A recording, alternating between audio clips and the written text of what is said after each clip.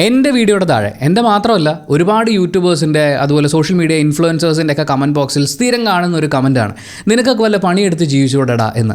ആ കമൻറ്റ് ഇനി ഇടുന്നതിന് മുമ്പ് ഞാൻ ഈ പറയുന്ന കാര്യം ഒന്ന് ഓർത്ത് വെച്ചു.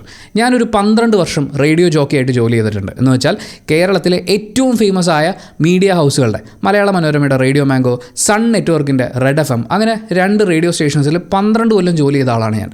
ആ 12 വർഷം കൊണ്ട് എനിക്ക് ടോട്ടൽ സാലറി ഇനത്തിൽ കിട്ടിയിട്ടുള്ള എമൗണ്ടിൻ്റെ ഡബിളിനേക്കാൾ കൂടുതലാണ് കഴിഞ്ഞ 6 വർഷം കൊണ്ട് യൂട്യൂബിൽ നിന്നുള്ള എൻ്റെ റവന്യൂ. ആ പൈസ എന്ന് പറയുന്നത് ഈ പ്രൊമോഷണൽ ആക്ടിവിറ്റീസിൽ നിന്ന് കിട്ടിയ പൈസ കൂട്ടാതെ യൂട്യൂബ് മാത്രം തന്നിട്ടുള്ള പൈസയാണ്. ഇനി പ്രൊമോഷൻസിനെ കുറിച്ച് പറയുമ്പോൾ ഞാൻ ഒരു ബ്രാൻഡിനെയാണ് ഏറ്റവും കൂടുതൽ പ്രൊമോട്ട് ചെയ്തിട്ടുള്ളത്. അവരെനിക്ക് ഒരു മാസം ഓൺ ആൻ ആവറേജ് തന്നുകൊണ്ടിരുന്നത് ഞാൻ റേഡിയോ ജോക്കിയായിട്ട് ജോലി ചെയ്യുന്ന സമയത്തുള്ള എൻ്റെ ആനുവൽ ഇൻകമാണ്. Being a very very small channel, ഇപ്പോൾ ഈ വീഡിയോ ചെയ്യുന്ന സമയത്ത് 4 ലക്ഷം സബ്സ്ക്രൈബേഴ്സ് നമ്മൾ കംപ്ലീറ്റ് ചെയ്തിട്ടില്ല.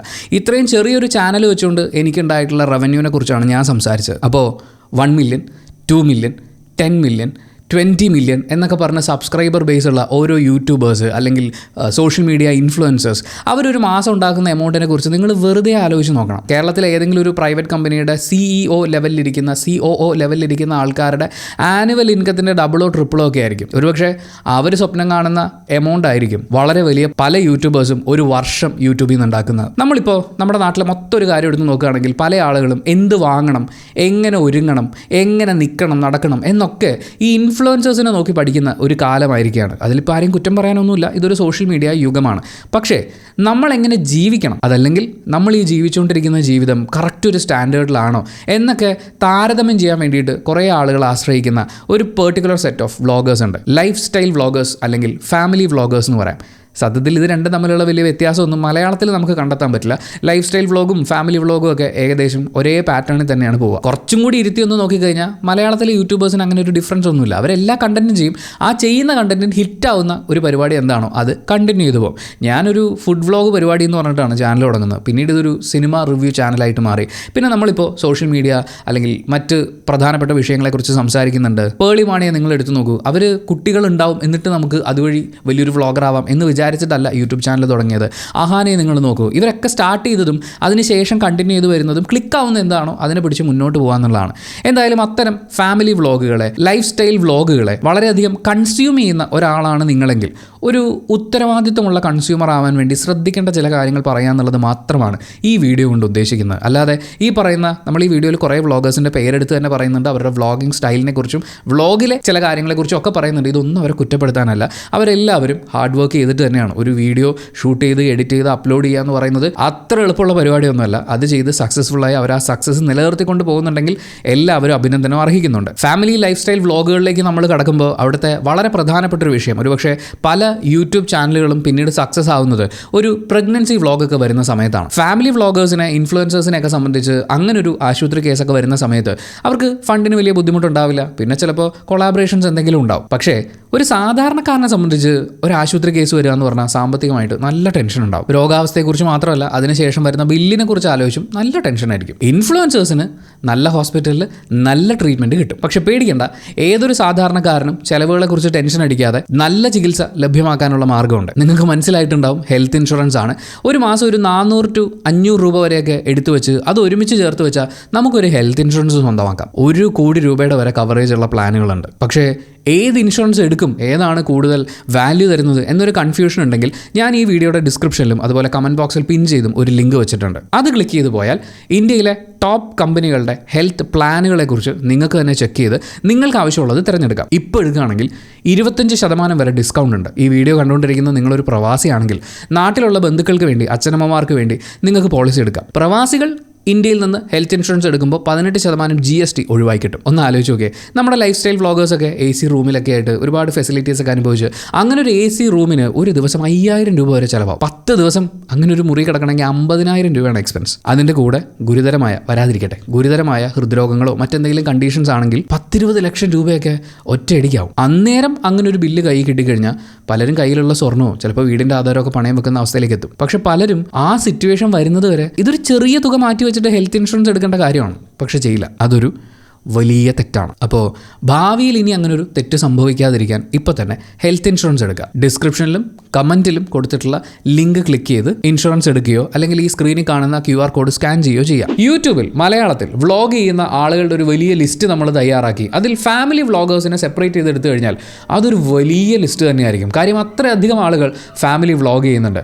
അതിപ്പോൾ 1 മില്യൺ 2 മില്യൺ തുടങ്ങി മില്യൺ കണക്കിന് പോകുന്ന ആളുകളും ഉണ്ട്, 100ഉം 200ഉം സബ്സ്ക്രൈബേഴ്സ് മാത്രമുള്ള ആളുകളും ഉണ്ട്. പക്ഷേ ആളുകൾ ഇത്രയുണ്ടെങ്കിലും, അതായത് ചാനലുകൾ ഇത്രയുണ്ടെങ്കിലും ഇവരൊക്കെ ഫോളോ ചെയ്യുന്ന ഒരു പാറ്റേൺ നമ്മൾ നോക്കിക്കഴിഞ്ഞാൽ ഒരുപാട് സിമിലാരിറ്റീസ് ഉണ്ട്. ഇപ്പോൾ ഉദാഹരണത്തിന് നമ്മൾ പേളി മാണിയിലേക്ക് ഫോക്കസ് ചെയ്യുകയാണെന്നുണ്ടെങ്കിൽ ആദ്യമായി മലയാളികൾ യൂട്യൂബിലൊക്കെ കണ്ട് ആഘോഷിച്ച് വൈറലാക്കിയ കല്യാണം, പ്രഗ്നൻസി വ്ളോഗുകൾ, നമ്മൾ ആദ്യമായിട്ട് സെലിബ്രേറ്റ് ചെയ്യുന്ന ഒരു സെലിബ്രിറ്റി കിഡ്, ഇങ്ങനെയുള്ള കുറേ കാര്യങ്ങൾ പേളി മാണിയിൽ നിന്നാണ് ആരംഭിക്കുന്നത്. പിന്നീട് അങ്ങോട്ട് ആ പാറ്റേൺ തന്നെ ഒരുപാട് പേര് ഫോളോ ചെയ്യുന്നത് കാണാൻ പറ്റും. മിക്കവാറും യൂട്യൂബ് ചാനലുകളൊക്കെ നമ്മൾ എടുത്തു നോക്കുകയാണെങ്കിൽ ഫാമിലി വ്ളോഗുകളെ കുറിച്ചാണ് നമ്മൾ സംസാരിക്കുന്നത്. ഉദ്ദേശം 2018 തന്നെ ഒരുപാട് ഫാമിലി വ്ളോഗ് യൂട്യൂബ് ചാനലുകൾ കടന്നു വന്നിട്ടുണ്ടായിരുന്നു. പക്ഷേ 2020 ആ ലോക്ക്ഡൗൺ കാലഘട്ടം, കോവിഡ് കാലഘട്ടം, അതാണ് ശരിക്കും ഫാമിലി വ്ളോഗുകളുടെ ഒരു ബൂമിംഗ് പീരീഡ് എന്ന് പറയുന്നത്. ഫാമിലി വ്ളോഗുകളുടെ മാത്രമല്ല, യൂട്യൂബിൽ ഒരുപാട് കോണ്ടന്റ് ക്രിയേറ്റേഴ്സ് രക്ഷപ്പെട്ടു പോയത് ഇന്ന് കാണുന്ന പല മില്യൺ ക്ലബ്ബുകളിലേക്കുള്ള ആളുകളുടെ എൻട്രി സംഭവിക്കുന്നത് ആ ഒരു സമയത്താണ്. നമ്മൾ എന്തായാലും ഈ വീഡിയോയിൽ ആദ്യമേ പറയാണ്, ഇവരാരെയും കുറ്റം പറയാൻ വേണ്ടിയിട്ടുള്ള ഒരു വീഡിയോ അല്ല ഇത്. നമ്മൾ ഈ വീഡിയോയിൽ സംസാരിക്കുന്നത് കുറച്ചുകൂടി ഉത്തരവാദിത്തത്തോടു കൂടിയുള്ള കാഴ്ചക്കാരായി മാറാൻ ചില ആളുകളെ ഹെൽപ്പ് ചെയ്യുന്ന കാര്യങ്ങളെക്കുറിച്ച് സംസാരിക്കാനാണ്. അപ്പോൾ അങ്ങനെ കോമൺ ഫാക്ടേഴ്സ് ഫാമിലി വ്ളോഗേഴ്സിന് പലർക്കും ഉള്ളതുകൊണ്ട് നമ്മൾ എല്ലാ ഫാമിലി വ്ളോഗേഴ്സിനും ഒന്നും എടുക്കുന്നില്ല. ഒരു 5 ഫാമിലി വ്ളോഗേഴ്സിനെ അല്ലെങ്കിൽ ലൈഫ് സ്റ്റൈൽ വ്ളോഗേഴ്സിനെ മാത്രം മുന്നിൽ നിർത്തിക്കൊണ്ടാണ് നമ്മൾ ഈ വീഡിയോയിൽ സംസാരിക്കുന്നത്. പേളി മാണി, അഹാന കൃഷ്ണ ആൻഡ് ഫാമിലി, തനി മലയാളി, സൗഭാഗ്യ വെങ്കടേഷ്, പ്രവീൺ പ്രണവ്, ഈ 5 വ്ളോഗിംഗ് ഫാമിലീസിനെ അല്ലെങ്കിൽ ഈ ലൈഫ് സ്റ്റൈൽ വ്ളോഗേഴ്സിനെ കുറിച്ചാണ് നമ്മൾ ഈ വീഡിയോയിൽ സംസാരിക്കുക. നമുക്ക് പേളി മാണിയിൽ നിന്ന് ആരംഭിക്കാം. കാരണം യൂട്യൂബിൽ മലയാളികൾ ഏറ്റവും അധികം സെലിബ്രേറ്റ് ചെയ്തിട്ടുള്ള പല ജീവിത ഘട്ടങ്ങളുമുള്ള ഒരു വ്യക്തിയാണ് പേളി മാണി. പേളി മാണിനെ മലയാളികൾ ആദ്യം കണ്ട് വല്ലാണ്ട് അങ്ങ് ഇഷ്ടപ്പെടുന്നത് D4 ഡാൻസിൻ്റെ ആങ്കർ എന്നുള്ള നിലയ്ക്കാണ്. മലയാളിയുടെ ഒരു സ്ത്രീ സൗന്ദര്യ സങ്കല്പം ഉണ്ടല്ലോ, അതിലേക്ക് പെട്ടെന്ന് ഫിറ്റാവുന്ന ഒരാളൊന്നും ആയിരുന്നില്ല പേളി മാണി. അവരുടെ ആ ഒരു കേളി ആയിട്ടുള്ള മുടിയാണെങ്കിലും അവരുടെ ഡ്രസ്സിങ് സ്റ്റൈലാണെങ്കിലും.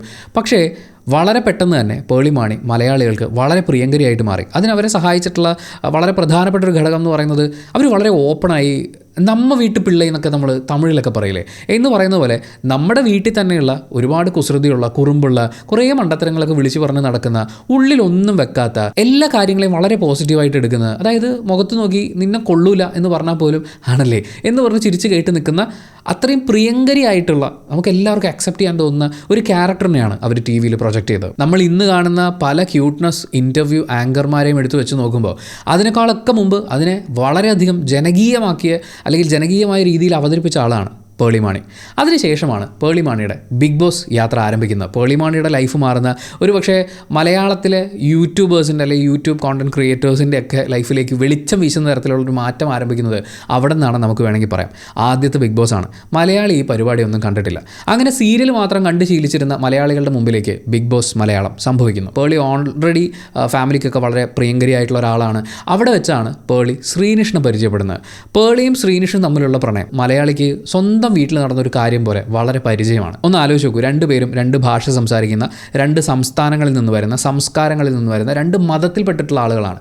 പക്ഷേ ഈ 2 പേർ തമ്മിൽ പ്രണയത്തിലാവുമ്പോൾ ആദ്യം എന്തായാലും അവർക്ക് കുറച്ച് ഹെയ്റ്റും കാര്യങ്ങളൊക്കെ ഉണ്ടായിട്ടുണ്ടാവും, അല്ലെങ്കിൽ ഇങ്ങനെ ഒരു സ്ട്രാറ്റജിയെക്കുറിച്ച് കുറ്റപ്പെടുത്തലുകൾ ഉണ്ടായിട്ടുണ്ടാവും. പതിയെ ഇത് എല്ലാ ദിവസവും നമ്മുടെ വീട്ടിൽ സംഭവിക്കുകയാണ്. അത് വളരെ ആത്മാർത്ഥമായിട്ടുള്ള ഒരു പ്രണയമായി നമ്മളൊക്കെ അംഗീകരിച്ചു, അല്ലെങ്കിൽ മലയാളി പ്രേക്ഷകർ അംഗീകരിച്ചു.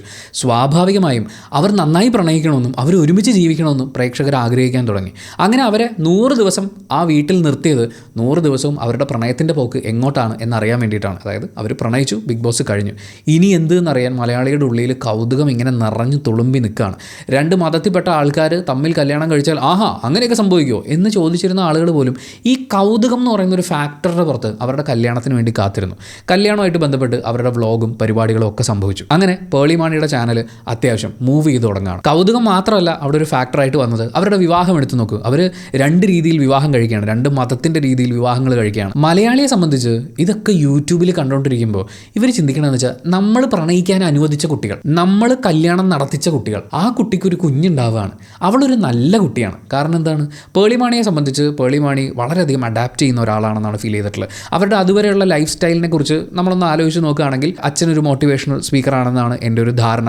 ഞാൻ കൊച്ചിയിൽ റേഡിയോ മാംഗോയിൽ ഷോ ചെയ്യുന്ന സമയത്ത് അവർ ഗസ്റ്റായിട്ട് ഫോണിൽ വിളിച്ചതൊക്കെ എനിക്കൊരു ഓർമ്മയുണ്ട്. അപ്പോൾ അങ്ങനെ ഒരു ലൈഫ് സ്റ്റൈൽ ജീവിച്ചിരുന്ന ഒരാൾ തമിഴ്നാട്ടിൽ നിന്നുള്ളൊരു ഭർത്താവ് ഉണ്ടാകുമ്പോൾ അയാളുടെ ഫാമിലിയുമായിട്ട് വളരെയധികം അഡാപ്റ്റായി. മലയാളിക്ക് സന്തോഷം നൽകാൻ ഇതിൽ പരം എന്ത് വേണ്ടു എന്ന് ചോദിക്കുന്ന പോലത്തെ ഒരു സംഭവമാണ് അമ്മായിയമ്മയുമായിട്ട് അതുപോലെ ബന്ധുക്കളുമായിട്ടൊക്കെ വളരെ സ്നേഹത്തിൽ വളരെ സന്തോഷത്തിൽ മുന്നോട്ട് പോകുന്ന വളരെ ഐഡിയൽ ആയിട്ടുള്ളൊരു ഭാര്യ ഫിഗർ.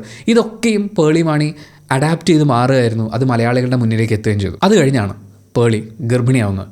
ഇങ്ങനെയൊക്കെ പറയുന്ന കോമഡിയാണെന്ന് എനിക്കറിയാം. എന്നാൽ പോലും ശ്വേത മേനോൻ ഒരു സിനിമയ്ക്ക് വേണ്ടി ഗർഭം ഷൂട്ട് ചെയ്യുന്നു എന്നൊക്കെ പറഞ്ഞപ്പോൾ, പ്രസവം ഷൂട്ട് ചെയ്യുന്നു എന്നൊക്കെ പറഞ്ഞപ്പോൾ മലയാളികൾ ഭയങ്കര പ്രശ്നം ഉണ്ടാക്കി. അവരെ പാകിസ്ഥാനിലേക്ക് നാട് കടത്താഞ്ഞത് ഭാഗ്യം എന്നേ ഉള്ളൂ. അത്രയധികം ശ്വേത മേനോൻ എന്ന വ്യക്തി അനുഭവിച്ചിട്ടുണ്ട്. അത് ഷൂട്ട് ചെയ്യാൻ പോയ ബ്ലസ്സി എന്ന സംവിധായകനും അനുഭവിച്ചിട്ടുണ്ട്. അത് അത്രയും സീക്രസിയൊക്കെ മെയിൻറ്റെയിൻ ചെയ്ത് അവർ ചെയ്തിട്ടുള്ളൊരു കാര്യമാണ്. ആ മലയാളിയാണ് ഇന്ന് പ്രഗ്നൻസി വ്ളോഗ് കാണാൻ വേണ്ടിയിട്ട് കണ്ണും നട്ട് കാത്തിരിക്കുന്നത്. കുഞ്ഞുങ്ങളൊന്നും ആയില്ലേ എന്ന് കല്യാണം കഴിഞ്ഞ വ്ളോഗേഴ്സിനോട് ചോദിക്കുക. അവർ ഗർഭിണിയാവുന്ന സമയത്ത് ഇന്ന കാര്യങ്ങൾ ചെയ്യണം കേട്ടോ, സൂക്ഷിക്കണം കേട്ടോ എന്ന് കമൻറ്റ് ബോക്സിൽ പോയി ഉപദേശങ്ങൾ നൽകുക. കുഞ്ഞായി കഴിയുമ്പോൾ ആണാണോ പെണ്ണാണോ, ആദ്യത്തെ ഫോട്ടോ ആദ്യം എടുത്തത് ആര് എന്നൊക്കെയുള്ള ചോദ്യങ്ങൾ ചോദിക്കുക. അങ്ങനെ പ്രഗ്നൻസി വ്ളോഗിന് വേണ്ടി മലയാളികൾ ഇന്ന് കാത്തിരിക്കുന്നതിൻ്റെ ഏറ്റവും പ്രധാനപ്പെട്ട വ്യക്തി അല്ലെങ്കിൽ ഒരു ആണിക്കല്ലെന്ന് പറയുന്നത് അത് പേളി മാണി തന്നെയാണ്. പേളിയാണ് ഈ പരിപാടി ഒരു ട്രെൻഡാക്കി മാറ്റിയത്. ഞാനതിനെ ഒരു കാരണവശാലും നെഗറ്റീവായിട്ട് പറയില്ല. കാരണം പേളി മാണിയുടെ പ്രസവം മലയാളിക്ക് ഉണ്ടാക്കി കൊടുത്ത മാറ്റം എന്ന് പറയുന്നത് അതിഭീകരമാണ്. മദർഹുഡ് നമ്മളെല്ലാവരും സെലിബ്രേറ്റ് ചെയ്യുന്നൊരു കാര്യമാണ്. പക്ഷേ അത് വളരെ ഓപ്പണായിട്ട് നമ്മൾ കണ്ടുകൊണ്ടിരിക്കുക എന്ന് പറയുന്നത്, മലയാളികളുടെ മുന്നിലേക്ക് അത് കാണിച്ചു കൊടുക്കുക എന്ന് പറയുന്നത് അത് പേളി മാണിയാണ് ആദ്യം ചെയ്യുന്നത്. അതുവരെ മലയാളി പ്രേക്ഷകരെ സംബന്ധിച്ച് പ്രസവം എന്ന് പറഞ്ഞു കഴിഞ്ഞാൽ ഭാര്യയും ഭർത്താവും കല്യാണം കഴിച്ചു, ഒരു ദിവസം ഭാര്യയ്ക്ക് വിശേഷമായി. അത് കഴിഞ്ഞാൽ പിന്നെ ഭർത്താവ് അങ്ങോട്ട് മാറി നിൽക്കും. ഭർത്താവിൻ്റെ അമ്മയായിരിക്കും കുറച്ച് നാൾ നോക്കുക. 2-ാം മാസമോ 3-ാം മാസമോ കണ്ട് വീട്ടുകാർ വന്ന് വിളിച്ചുകൊണ്ട് പോകും. അത് കഴിഞ്ഞാൽ പ്രസവം അവിടെ ആയിരിക്കും നടക്കുക. ആ സമയത്ത് സ്വന്തം ഭാര്യയെ കാണാൻ ഫ്രൂട്ട്സും വാങ്ങിച്ച് അവരുടെ വീട്ടിലേക്ക് ഇടയ്ക്ക് പോകുന്ന ഒരാളായിട്ട് ഭർത്താവ് മാറുന്നു. പ്രസവത്തിൻ്റെ സമയത്ത് ആശുപത്രിയിൽ ഈ വാർഡിൻ്റെ പുറത്ത് നിൽക്കുകയാണ്, പ്രസവ വാർഡിൻ്റെ പുറത്ത് നിൽക്കുക. ആ സമയത്ത് നേഴ്സ് കുഞ്ഞാണാണോ പെണ്ണാണോ എന്ന് പറയുക. അത് കണ്ട് ആനന്ദിക്കുന്ന പുരുഷൻ, സ്ത്രീയുടെ നിലവിളി മാത്രമേ നമ്മൾ കേൾക്കുള്ളൂ. അങ്ങനെയൊക്കെയുള്ളൊരു സാഹചര്യത്തിൽ നിന്ന് ഒരു സ്ത്രീ എന്താണ് അവർ ഗർഭിണിയാണെന്ന് അറിയുന്ന സമയം മുതൽ ആഗ്രഹിക്കുന്നത്, എന്തൊക്കെയാണ് ശാരീരികമായും മാനസികമായും അവരെ പരിചരിക്കുന്ന ആളുകൾ ശ്രദ്ധിക്കേണ്ടത്, അറിഞ്ഞിരിക്കേണ്ടത്, ഇങ്ങനെയുള്ള ഒരുപാട് ഫാക്ടേഴ്സും അവരുടെ ആ സമയത്തെ ഇമോഷണൽ വേലിയേറ്റങ്ങൾ എന്തൊക്കെയാണ്, ഇതൊന്നും നമ്മൾ ഇത്രയും കാലം അഡ്രസ്സ് ചെയ്തിരുന്നില്ല. അപ്പോൾ ഈ കാര്യങ്ങളെല്ലാം വളരെ ഓപ്പൺ ആയിട്ടുള്ള, നമ്മൾ പേളി മാണിനെ എടുത്തു നോക്കുകയാണെങ്കിൽ അവരുടെ ഏറ്റവും വലിയൊരു സ്ട്രെങ്ത് എന്ന് പറയുന്നത് വളരെ ഓപ്പണായിട്ട് ഇമോഷൻസ് പ്രകടിപ്പിക്കുക എന്നുള്ളതാണ്. അവർക്ക് സന്തോഷം വന്നാൽ അവർ പൊട്ടിച്ചിരിക്കുന്നത് നമുക്ക് കാണാം. അവർക്ക് സങ്കടം വന്നാൽ ആ സങ്കടത്തിൻ്റെ എലമെൻറ്റുകൾ അവരുടെ വീഡിയോയിലുണ്ടാവും. വളരെ ട്രാൻസ്പെറൻ്റായി ജെനുവിനായി ഇമോഷൻസ് പ്രകടിപ്പിക്കുക എന്നുള്ളത് പേളി മാണിയുടെ ഒരു കഴിവ് തന്നെയാണ്. അത് വ്ളോഗ്സിലേക്ക് വരുമ്പോൾ ആ ഒരു പോസിറ്റീവ് സൈഡ് അവരുടെ പ്രഗ്നൻസി വ്ളോഗുകളിൽ വല്ലാണ്ട് കാണുകയും അത് സ്ത്രീകളും പുരുഷന്മാരും അടക്കം കാണുകയും കുറേ പേര് അത് മനസ്സിലാക്കുകയും ചെയ്തു. ഇതിൻ്റെ കൂടെയാണ് പേളി പറഞ്ഞുകൊണ്ടിരിക്കുന്നത് ഇത് നിങ്ങളുടെ ചാനലാണ് എന്നൊക്കെ. അത്തരം വാക്കുകളും കൂടി കേൾക്കുമ്പോൾ പേളി നമ്മൾ പ്രേമിക്കാൻ അനുവദിച്ച, നമ്മൾ കല്യാണം കഴിപ്പിച്ച നമ്മുടെ വീട്ടിൽ ഗർഭിണിയായിട്ടുള്ള കുട്ടിയാണല്ലോ. അപ്പോൾ ഇത് നമ്മുടെ ചാനലാണ്. അപ്പോൾ ആ കുട്ടി അയ്യോ എൻ്റെ മോക്ക് ഇങ്ങനെ കുറച്ച് വിഷമങ്ങളൊക്കെ ഉണ്ടല്ലോ എന്ന് തോന്നുമ്പോൾ സ്വന്തം മോളുടെ കാര്യം വരുമ്പോഴും ഈ കാര്യങ്ങൾ പരിഗണിക്കാൻ പല അച്ഛനമ്മമാരും റെഡിയായി. പിന്നെ പേളി നമുക്കൊരു ഏലിയൻ ഒന്നും ആയിരുന്നില്ല. അതായത് മറ്റേ ഇംഗ്ലീഷിലൊക്കെ അവതരിപ്പിക്കുന്ന, നമുക്ക് ഇതുവരെ അറിയാത്ത ജീവിത ശൈലി നമ്മളെ കാണിച്ചു തരുന്ന അങ്ങനെ ഒരാളൊന്നും ആയിരുന്നില്ല.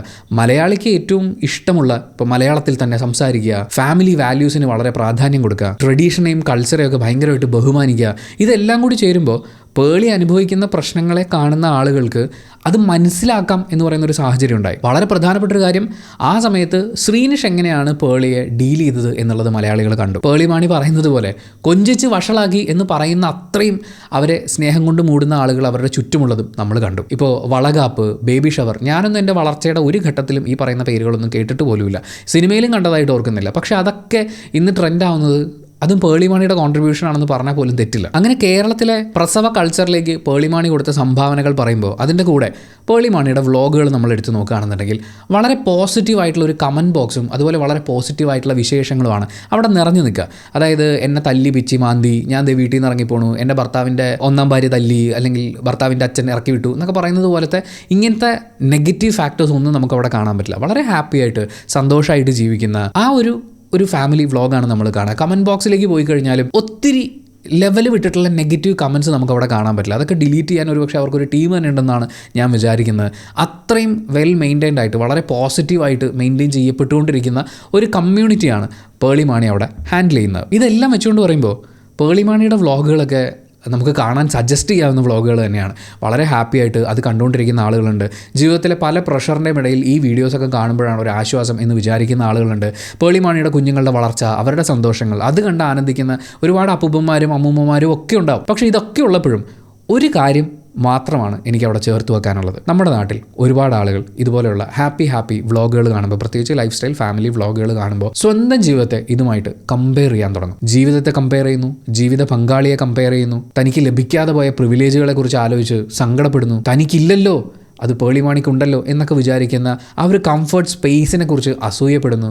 ആക്ച്വലി നമ്മൾ മനസ്സിലാക്കേണ്ട ഒരു കാര്യം എന്ന് പറയുന്നത്, പേളിമാണി അനുഭവിക്കുന്ന അവർ തന്നെ ഉണ്ടാക്കിയെടുത്തിട്ടുള്ളതാണ്, അല്ലാതെ അവർക്ക് വെറുതെ ആരും കൊണ്ട് കൊടുത്തതൊന്നുമല്ല. ബട്ട് സ്റ്റിൽ അവരിന്ന് അനുഭവിക്കുന്ന ഒരുപാട് പ്രിവിലേജുകളുണ്ട്. അത് പ്രിവിലേജ് ആണ് എന്ന് നമ്മളൊന്ന് തിരിച്ചറിയേണ്ടതുണ്ട് കമ്പയർ ചെയ്യുന്നതിന് മുമ്പ്. ഇപ്പോൾ ഉദാഹരണത്തിന്, കുഞ്ഞായതിനു ശേഷം കരിയർ എങ്ങനെ മുന്നോട്ട് കൊണ്ടുപോകും എന്നുള്ള ചോദ്യത്തിന് പേളിമാണി പറയുന്ന മറുപടി, കരിയർ അതിൻ്റെ ഒരു ഫ്ലോ അനുസരിച്ചൊക്കെ മുന്നോട്ട് കൊണ്ടുപോകും, ഇഷ്ടമുള്ള വർക്ക് ചെയ്യും, കരിയറിനെ കുറിച്ച് അങ്ങനെ വലിയ ടെൻഷനൊന്നും അടിക്കില്ല. ഇങ്ങനെയൊക്കെ പറയാൻ സാധിക്കുന്നത്, നമ്മളിപ്പോൾ കാണുന്ന പേളിമാണിയുടെ പ്രഗ്നൻസി വ്ളോഗുകളും കാര്യങ്ങളും ഒക്കെ കാണുമ്പോൾ അവർക്ക് എങ്ങനെ ഇത്ര ഹാപ്പി ആയിട്ടിരിക്കാൻ പറ്റുന്നു എന്നൊക്കെ ചിന്തിക്കുമ്പോൾ നമ്മൾ മനസ്സിലാക്കേണ്ടത്, അവരുടെ ജോബ് തന്നെ ഇതാണ്. അവർ ഓൾറെഡി എസ്റ്റാബ്ലിഷ്ഡ് ആയിട്ടുള്ള ആങ്കറാണ്, അവർ ആക്ടറാണ്, വ്ളോഗറാണ്, മോഡലാണ്.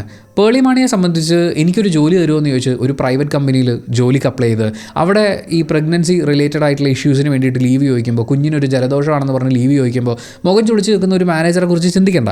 അത്തരം പ്രശ്നങ്ങളൊന്നും തന്നെ അവർക്കില്ല. അവർ വർക്ക് ചെയ്യുന്നില്ല എന്ന് പറയാൻ വേണ്ടി അവർ ഷൂട്ട് ചെയ്യുന്ന വീഡിയോ പോലും അവരുടെ വർക്കിൻ്റെ ഭാഗമാണ്. അവർ ഫാമിലിയോടൊപ്പം ചിലവഴിക്കുന്ന ഏറ്റവും സുന്ദരമായ ഒരു നിമിഷം അവർ ക്യാമറയിൽ പകർത്തുമ്പോൾ അവരുടെ ജോലി പാരലലി നടന്നു കഴിഞ്ഞു. ഫിനാൻഷ്യലി ഒക്കെ നമ്മൾ നോക്കുമ്പോൾ വളരെ ഇൻഡിപെൻഡൻ്റ് ആയിട്ടുള്ളൊരു വുമണാണ് പേളിമാണി എന്ന് പറയുന്നത്. പ്രശ്നം എന്താണെന്ന് വെച്ച് കഴിഞ്ഞാൽ, പല ആളുകളും ഇത് സ്വന്തം ലൈഫായിട്ട് കമ്പയർ ചെയ്യും. അയ്യോ നമുക്കൊന്നും ഇതില്ലല്ലോ, അല്ലെങ്കിൽ നമുക്കൊന്നും ഈ പ്രിവിലേജ് കിട്ടുന്നില്ലല്ലോ.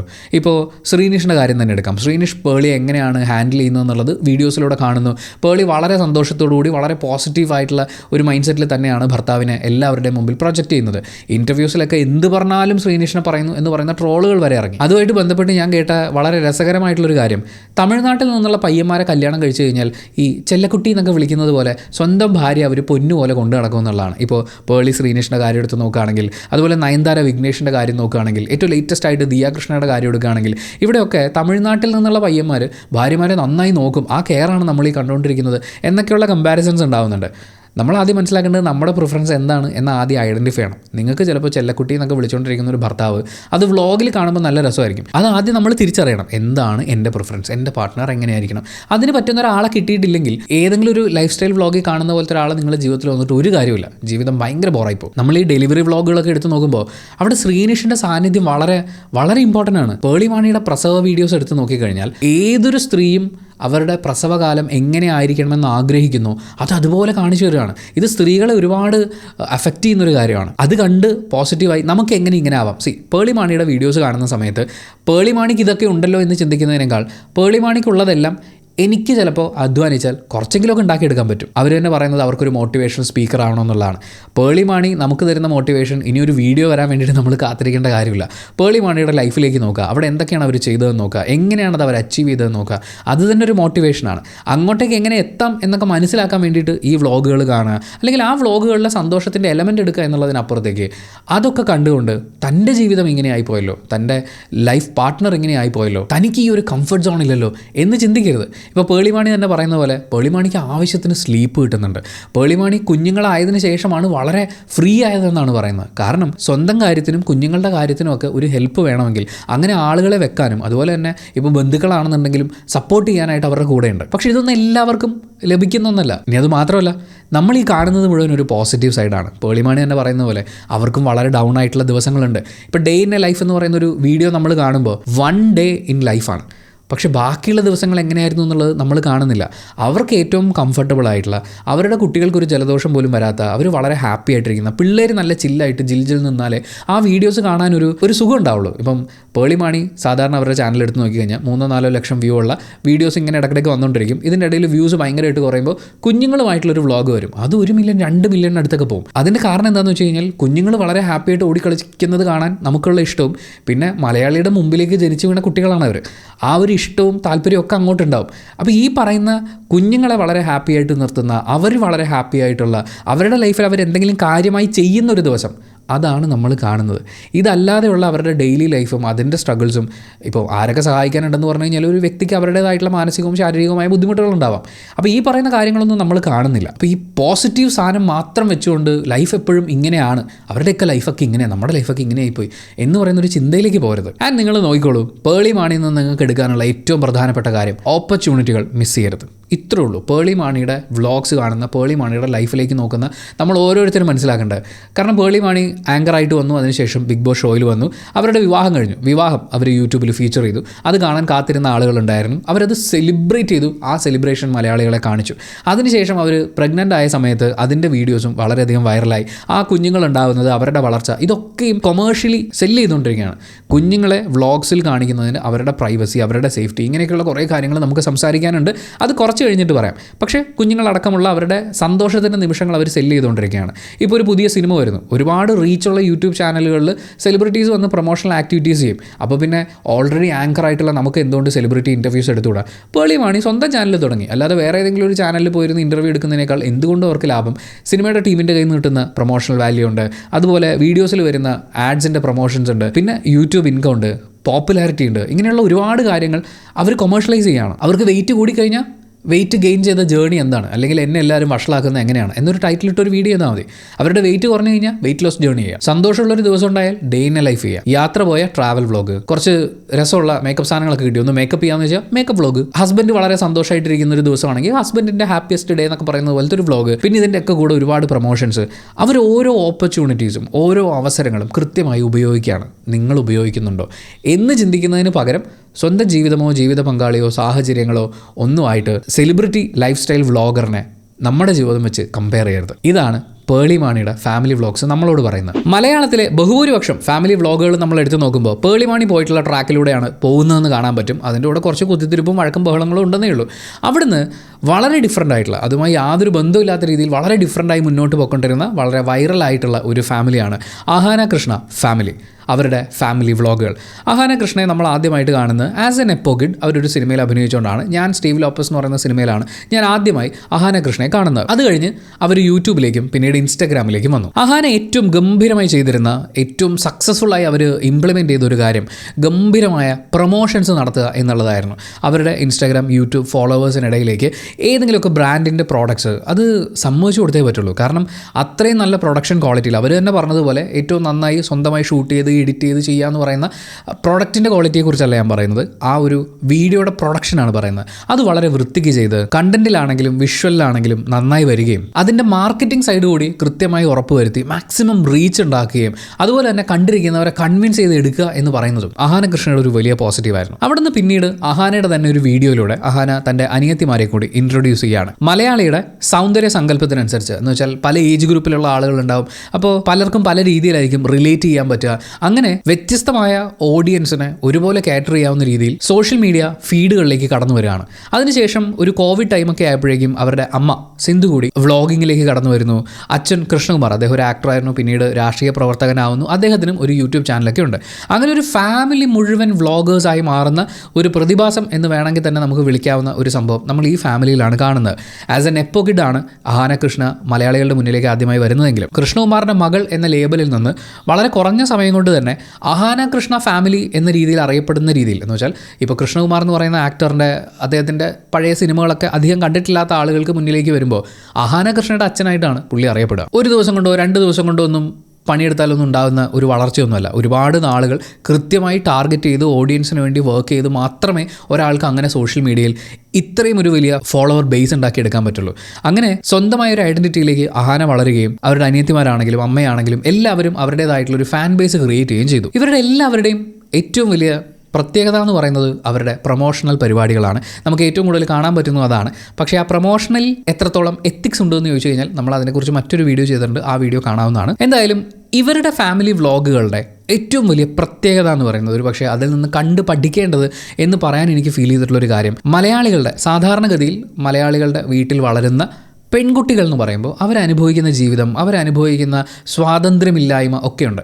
ഇതിൽ നിന്നൊക്കെ വളരെ വ്യത്യസ്തമായി വളർത്തപ്പെട്ടിട്ടുള്ള ഈ ഒരു കാര്യത്തിൽ ഇപ്പോൾ രാഷ്ട്രീയപരമായി കൃഷ്ണകുമാറിൻ്റെ ആ ഒരു രാഷ്ട്രീയ വീക്ഷണങ്ങളോട് കടുത്ത വിയോജിപ്പ് തന്നെയാണ് എനിക്ക് രേഖപ്പെടുത്താനുള്ളത്.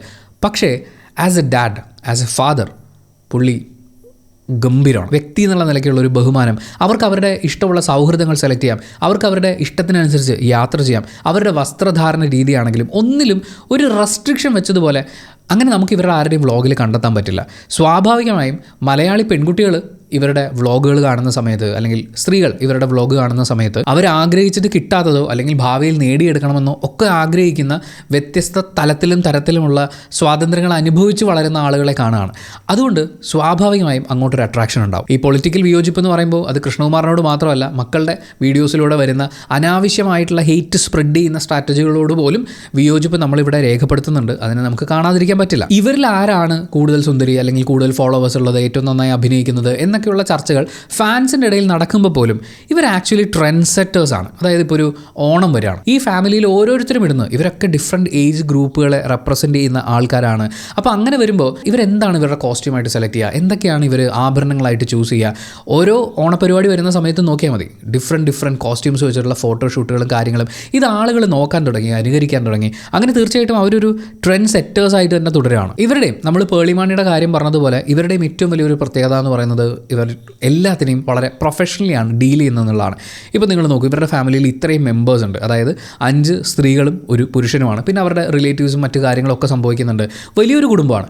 ആ കുടുംബത്തെ ഈ 6 പേരുടെ ബർത്ത്ഡേസ് എടുത്ത് നോക്കിയാൽ തന്നെ അതൊരു സെറ്റ് പരിപാടിയായി. അത് കഴിഞ്ഞ് അച്ഛൻ്റെ അമ്മയുടെയും വിവാഹ വാർഷികം വരുന്നുണ്ട്, ഇവരുടെ ഓരോരുത്തരുടെയും ഔട്ടിംഗ് ഉണ്ടാവും. ഇതിൽ ഓരോ ആൾക്കാരും ഓരോ ക്ലാസ്സിലേക്ക് ജയിക്കുമ്പോഴും അതിൻ്റെ വ്ളോഗ് പരിപാടികൾ, ഓണം, വിഷു, ക്രിസ്മസ്, റംസാൻ, അത് കഴിഞ്ഞ് ഫാമിലി ആയിട്ടുള്ള വെക്കേഷൻ പരിപാടികൾ. അങ്ങനെ ഇവരുടെ ഈ ഒരു വലിയ ഫാമിലി എന്നുള്ള നിലയ്ക്ക് ഇവരുടെ ജീവിതത്തിൽ ഒരുപാട് ഒക്കേഷൻസ് ഉണ്ട്. ഇവർക്ക് പല സമയത്തും ആഘോഷങ്ങളുണ്ട്.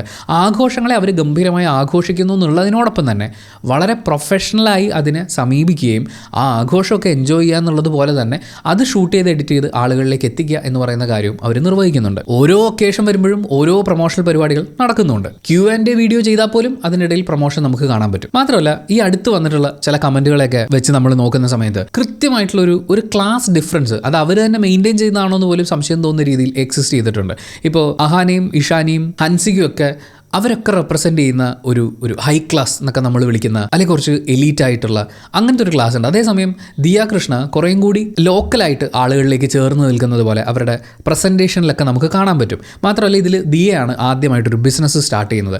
അവിടെ അവർ സെല്ല് ചെയ്യുന്ന ഓർണമെൻറ്റ്സ് അതുപോലെയുള്ള കാര്യങ്ങളൊക്കെ ആണെങ്കിലും അതൊക്കെ ഒരു അഫോർഡബിൾ റേറ്റിൽ നിന്നാണ് സ്റ്റാർട്ട് ചെയ്യുന്നത്. അതിൻ്റെ എൻഡ് പോയിന്റിലേക്ക് നമ്മൾ പോകുന്നില്ല, പക്ഷേ വളരെ അഫോർഡബിൾ ആയിട്ടുള്ള റേറ്റിൽ ഈ പറയുന്ന കാര്യങ്ങൾ എത്തിക്കുക എന്ന് പറയുന്ന ഒരു കാര്യം അവർ സ്റ്റാർട്ട് ചെയ്തു. പക്ഷേ പിന്നീട് ബിസിനസ് സ്റ്റാർട്ട് ചെയ്ത ബാക്കിയുള്ള 3 പെങ്ങന്മാരും ഒരമ്മയും അവർ ബിസിനസ് സ്റ്റാർട്ട് ചെയ്ത സമയത്ത് ഒരു ക്ലോത്തിങ് ബ്രാൻഡാണ്. അവിടെ ഈ അഫോർഡബിൾ എന്ന് പറയുന്നൊരു ടാസ്ക് നമുക്ക് കാണാൻ പറ്റില്ല. 5000 രൂപ മുതലോ മറ്റോ ആണ് ഇവരുടെ സാരിയുടെ കളക്ഷൻസ് സ്റ്റാർട്ട് ചെയ്യുന്നത്. അതുമായി ബന്ധപ്പെട്ട് ഒരുപാട് കമൻസ് ഒക്കെ വന്നിട്ടുണ്ടായിരുന്നു. നിങ്ങളെ വളർത്തി വലുതാക്കിയത്, അല്ലെങ്കിൽ നിങ്ങളുടെ കണ്ടൻറ്റ് ഏറ്റവും കൂടുതൽ കൺസ്യൂം ചെയ്ത് നിങ്ങൾക്ക് വരുമാനം ഉണ്ടാക്കി തരുന്നത് ഞങ്ങൾ സാധാരണക്കാരാണ്. പക്ഷേ സാധാരണക്കാർക്ക് അഫോർഡ് ചെയ്യാൻ പറ്റുന്ന രീതിയിലുള്ള ക്ലോത്തിങ് ബ്രാൻഡ് എന്തുകൊണ്ട് നിങ്ങൾക്ക് മെയിൻറ്റെയിൻ ചെയ്യാൻ പറ്റില്ല എന്നുള്ളൊരു ചോദ്യമാണ് എല്ലാവരും ചോദിച്ചുകൊണ്ടിരിക്കുന്നത്. സിമ്പിളായിട്ട് ഞാനതിന് ഉത്തരം പറയട്ടെ. ഇവരുടെ ഫാമിലി വ്ളോഗുകളെക്കുറിച്ച് സംസാരിക്കുമ്പോൾ പറയാനുള്ള ഏറ്റവും പ്രധാനപ്പെട്ട കാര്യവും അതാണ്. നിങ്ങളെ നന്നാക്കാൻ വേണ്ടിയിട്ടല്ല അവർ ഈ പണി ചെയ്യുന്നത്. അവരുടെ വ്ളോഗുകൾ കാണുന്ന സാധാരണക്കാരെന്ന് സ്വയം വിളിക്കുന്ന ആളുകൾ അവരുടെ വ്ളോഗുകളെ ഒന്ന് അനലൈസ് ചെയ്യുകയാണെന്നുണ്ടെങ്കിൽ അവർ ഫോളോ ചെയ്യുന്ന ഒരു സെറ്റ് ഓഫ് സ്റ്റാൻഡേർഡ്സ് ഉണ്ട്, അല്ലെങ്കിൽ ഒരു ക്ലാസ് ഓഫ് സ്റ്റാൻഡേർഡ് എന്നൊക്കെ പറയുന്ന പോലത്തെ ഒരു പരിപാടിയുണ്ട്. അവരുടെ ഡ്രസ്സ് നിങ്ങളെടുത്ത് നോക്കിയാൽ, അവരുപയോഗിക്കുന്ന ആഭരണങ്ങൾ, അവരുടെ ബാഗുകൾ എടുത്ത് നോക്കിക്കഴിഞ്ഞാൽ, അവരുടെ കോസ്മെറ്റിക് ഐറ്റംസ്, പ്രൊമോഷൻസ് ഞാൻ ഇവിടെ വീണ്ടും ഉൾപ്പെടുത്തുന്നില്ല, കാരണം അവർ കൈ കിട്ടുന്നതൊക്കെ വാരി വലിച്ച് പ്രൊമോഷൻ ചെയ്യും. പക്ഷേ പ്രൊമോഷൻ ചെയ്യുന്ന സാധനങ്ങളല്ല അവർ ഉപയോഗിക്കുന്നതെന്ന് പിന്നീട് അവർ ചില ട്രീറ്റ്മെൻറ്റിൻ്റെ പ്രൊമോഷൻസ് ഒക്കെ നടത്തുന്നുണ്ട്. അതും കൂടി കണ്ടു കഴിഞ്ഞാൽ നമുക്ക് ഊഹിക്കാവുന്നതേ ഉള്ളൂ. അപ്പോൾ അവർ മെയിൻറ്റെയിൻ ചെയ്യുന്ന ഒരു സർട്ടൻ ലെവൽ ഓഫ് സ്റ്റാൻഡേർഡ് ഉണ്ട്. അതിന് ഒരു കോസ്റ്റ് ഉണ്ട്. ആ കോസ്റ്റ് അഫോർഡ് ചെയ്യാൻ പറ്റുന്ന ആളുകളായി തന്നെയാണ് അവർ ജീവിച്ചു പോകുന്നത്. സ്വാഭാവികമായും അവരൊരു ബ്രാൻഡിനെ ഇൻട്രൊഡ്യൂസ് ചെയ്യുന്ന സമയത്ത് എല്ലാവർക്കും വാങ്ങാൻ പറ്റുന്ന, ഒരുപാട് കച്ചവടം നടക്കുന്ന ഒരു ബ്രാൻഡ് എന്നുള്ളതിനപ്പുറത്തേക്ക് ഈ ഒരു ലെവൽ ഓഫ് സ്റ്റാൻഡേർഡ് മെയിൻറ്റെയിൻ ചെയ്തുകൊണ്ട് പോവുക എന്ന് പറയുന്ന ഒരു കാര്യം അവരെപ്പോഴും മുന്നിൽ കാണും. അതിനൊരു ചെറിയ, വളരെ ചെറിയൊരു എക്സാമ്പിളാണ് ഇവരെന്തെങ്കിലുമൊക്കെ ക്രീമൊക്കെ മുഖത്ത് വാരി തേക്കുമ്പോൾ, അല്ലെങ്കിൽ സെറം ഇത് ഉപയോഗിച്ച് കഴിഞ്ഞാൽ അപ്പം തന്നെ എല്ലാം ശരിയാവും എന്നൊക്കെ പറഞ്ഞുകൊണ്ട് വരുന്ന പല പ്രോഡക്റ്റ്സ് ഉണ്ട്. ഇതിൻ്റെയൊക്കെ ലിങ്ക് അവർ കൊടുക്കും, അല്ലെങ്കിൽ ലിങ്ക് എന്ന് കമൻറ്റ് ചെയ്ത് കഴിഞ്ഞാൽ നമുക്ക് ലിങ്ക് അയച്ചു തരികയും ചെയ്യും. വളരെയധികം മനസാക്ഷിയുള്ള ആളുകളാണ്. പക്ഷേ അവരൊരു വിദേശ യാത്രയ്ക്ക് പോവുക, അല്ലെങ്കിൽ മറ്റെന്തെങ്കിലും ഒരു സെലിബ്രേഷനുമായിട്ട് നിൽക്കുമ്പോൾ അവരിട്ടിരിക്കുന്ന ഡ്രസ്സ്, അവരുപയോഗിക്കുന്ന ബാഗ്, അതുപോലെയുള്ള കാര്യങ്ങളുടെ ലിങ്ക് ചോദിച്ചു കഴിഞ്ഞാൽ അതൊന്നും തരില്ല. അതിൻ്റെ കാരണം എന്താണെന്ന് വെച്ച് കഴിഞ്ഞാൽ ആ ബ്രാൻഡൊന്നും ഇവർക്ക് പൈസ കൊടുക്കാനുള്ള, മാത്രമല്ല അതൊന്നും അത്ര അഫോർഡബിൾ ആയിട്ടുള്ള സാധനങ്ങളും അല്ല. അപ്പോൾ അവർ പ്രൊജക്റ്റ് ചെയ്യുന്ന നമ്മൾ കണ്ട് ആസ്വദിക്കുന്നത് എന്നുള്ള ആംഗിളിലല്ല. അവർ പ്രൊജക്റ്റ് ചെയ്യാൻ ശ്രമിക്കുന്ന ഒരു ലൈഫ് സ്റ്റൈലുണ്ട്. സ്വാഭാവികമായും അവർ കേറ്റർ ചെയ്യാൻ ശ്രമിക്കുന്ന ഓഡിയൻസും ആ ഒരു സ്റ്റാൻഡേർഡിൽ തന്നെയാണ് മെയിൻറ്റെയിൻ ചെയ്യാൻ അവർ ആഗ്രഹിക്കുക. ഏറ്റവും ചുരുങ്ങിയ വാക്കുകളിൽ നിങ്ങൾ അവർക്ക് വേണ്ടി ഇടുന്ന ഒരു എഫേർട്ട് ഉണ്ട്. വീഡിയോസ് കാണാൻ, അതിനെക്കുറിച്ച് മനസ്സിലാക്കാൻ, ഈ പറയുന്ന പ്രോഡക്ട്സും കാര്യങ്ങളൊക്കെ അനലൈസ് ചെയ്യുക, പിന്നെ അവരുടെ ജീവിതത്തിൽ നല്ലത് വരണമെന്ന് പ്രാർത്ഥിക്കുക, അതിൻ്റെ കമൻറ്റ് ബോക്സിലൊക്കെ അവരുടെ വിശേഷങ്ങൾ ചോദിക്കുക, ഇങ്ങനെയൊക്കെയുള്ള ഇൻട്രാക്ഷൻസ് നടത്തുക. ഇങ്ങനെ നിങ്ങൾ ഇടുന്ന എഫേർട്ട് അവർ തിരിച്ച് നിങ്ങൾക്ക് വേണ്ടി ഇടണമെന്ന് വാശി പിടിക്കരുത്. അങ്ങനൊരു ഉദ്ദേശം ഇല്ലാത്തത് കൊണ്ടാണ് പ്രൊമോഷൻസിൽ പലതിലും യാതൊരു എത്തിക്സും അവർ വെച്ച് പുലർത്താത്തത്. അവർ പ്രൊജക്റ്റ് ചെയ്യുന്ന ഒരു ലൈഫ് സ്റ്റൈലുണ്ട്, അതിനോട് ചേർന്ന് നിൽക്കുന്ന ഒരു ബിസിനസ് സ്റ്റാർട്ട് ചെയ്തു, അത് അഫോർഡ് ചെയ്യാൻ പറ്റുന്ന കസ്റ്റമർ മതി, അല്ലാത്തവരെ വേണ്ടെന്നേ. ഈ കൂട്ടത്തിൽ ദിയ കൃഷ്ണയാണ് ഒരു മിനി പേളിമാണി എന്നൊക്കെ നമുക്ക് പറയാവുന്നത് പോലെ ആ ഒരു സ്റ്റൈൽ ഓഫ് വ്ളോഗിങ്, അത് മാത്രമേ ഞാൻ പറയുന്നുള്ളൂ, സ്റ്റൈൽ ഓഫ് വ്ളോഗിങ് കണ്ടിന്യൂ ചെയ്തു പോകുന്നത് നമുക്ക് ദിയ കൃഷ്ണയിലാണ് കാണാൻ പറ്റുക. ഇപ്പോൾ പ്രഗ്നൻസി കഴിഞ്ഞു, ഇനി കുഞ്ഞിൻ്റെ 28, അത് കഴിഞ്ഞ് കുഞ്ഞിന് പേരിടുന്നു, കുഞ്ഞുമായിട്ട് ആദ്യത്തെ യാത്ര പോകുന്നു, കുഞ്ഞു സ്കൂളിൽ പോകുന്നു, അങ്ങനത്തെ ഒരു സെറ്റ് ഓഫ് പരിപാടികൾ നടക്കും. ആ കമ്പാരിസൺ ഇപ്പോൾ ദിയ കൃഷ്ണ കല്യാണം കഴിച്ചിരിക്കുന്നത് തമിഴ്നാട്ടിൽ നിന്നുള്ള ആളാണ്, പേളിമാണി കല്യാണം കഴിച്ചിരിക്കുന്നതും തമിഴ്നാട്ടിൽ നിന്നുള്ള ഒരാളാണ്, ഇഷ്ടപ്പെടുന്നു, കുടുംബത്തിൻ്റെ സമ്മതത്തോടുകൂടി കല്യാണം കഴിക്കുന്നു, അതിനുശേഷം പ്രഗ്നൻ്റ് ആവുന്നു, പ്രഗ്നൻസിയുടെ വീഡിയോ നമ്മൾ കാണുന്നു, കുഞ്ഞിൻ്റെ വീഡിയോ കാണുന്നു, ഇനി അങ്ങോട്ട് ആ ഒരു പാറ്റേൺ തന്നെ ഫോളോ ചെയ്ത് പോകുന്നത് നമുക്ക് കാണാൻ പറ്റും. പക്ഷേ ഈ ഒരു ഫാമിലി വ്ളോഗ് പരിപാടികൾ അല്ലെങ്കിൽ ഈ കൈൻഡ് ഓഫ് ഫാമിലി വ്ളോഗുകൾ ഫോളോ ചെയ്യുന്ന സമയത്ത് നമ്മൾ ആസ് എ കൺസ്യൂമർ ശ്രദ്ധിക്കേണ്ട ഒരു കാര്യം എന്ന് പറയുന്നത്, ഈ പറയുന്ന 4 പെൺകുട്ടികൾ, ഈ 4 പെൺകുട്ടികൾക്ക് മലയാളി കൊടുക്കുന്നൊരു പ്രത്യേക പരിഗണനയുണ്ട്. അവരുടെ സ്വാതന്ത്ര്യങ്ങളിലൊന്നും, വ്യക്തി സ്വാതന്ത്ര്യങ്ങളിലൊന്നും കയറി ഇടപെടുകയോ അഭിപ്രായം പറയുകയോ ചെയ്യില്ല. അങ്ങനെ ചെയ്യുകയാണെന്നുണ്ടെങ്കിൽ കൃഷ്ണകുമാർജിയുടെ അടുത്തുനിന്ന് തന്നെ ചിലപ്പോൾ പണി നേരിട്ട് വരും. പക്ഷേ നമ്മുടെ വീട്ടിലോ നമ്മുടെ നാട്ടിലോ ഉള്ള പെൺകുട്ടികൾ ഈ സ്വാതന്ത്ര്യങ്ങൾ എടുക്കുന്നത് കണ്ടു കഴിഞ്ഞാൽ അപ്പോൾ അതിനൊരു വലിയ പ്രശ്നമായി കാണും. അവരുടെ മെക്കിട്ട് കയറും, അവരുടെ വീട്ടുകാരുടെ മെക്കിട്ട് കയറും. ഇഷ്ടമുള്ള ഒരാളോടൊപ്പം സംസാരിച്ചിരുന്നാൽ, ഇഷ്ടമുള്ളൊരു സ്ഥലത്തേക്ക് യാത്ര പോയാൽ, ഇഷ്ടമുള്ള വസ്ത്രം ധരിച്ചാൽ, ഇപ്പോൾ അഹാന കൃഷ്ണ അടക്കം ഇവർ ബിക്കിനി ഇട്ടുള്ള ഫോട്ടോഷൂട്ട് നടത്തുന്ന സമയത്ത് അവിടെ ഒന്നും മലയാളിക്ക് പ്രശ്നമില്ല. മലയാളിക്ക് മാത്രമല്ല, അവരുടെ വീട്ടിലുള്ളവർക്കും അതൊരു പ്രശ്നമായിട്ട് മാറുന്നില്ല. പക്ഷേ മറ്റേതെങ്കിലും ഒരു പെൺകുട്ടി അങ്ങനെ വരുമ്പോൾ അവളെ സ്ലട്ട് ഷെയിം ചെയ്യുക, ബോഡി ഷെയിം ചെയ്യുക, പിന്നെ ചില നാട്ടുകാരാണെന്നുണ്ടെങ്കിൽ ആ കുട്ടിക്ക് വീട്ടിൽ പോലും ജീവിക്കാൻ പറ്റാത്തൊരു സാഹചര്യത്തിലേക്ക് അതിനെ കൊണ്ട് എത്തിക്കുക.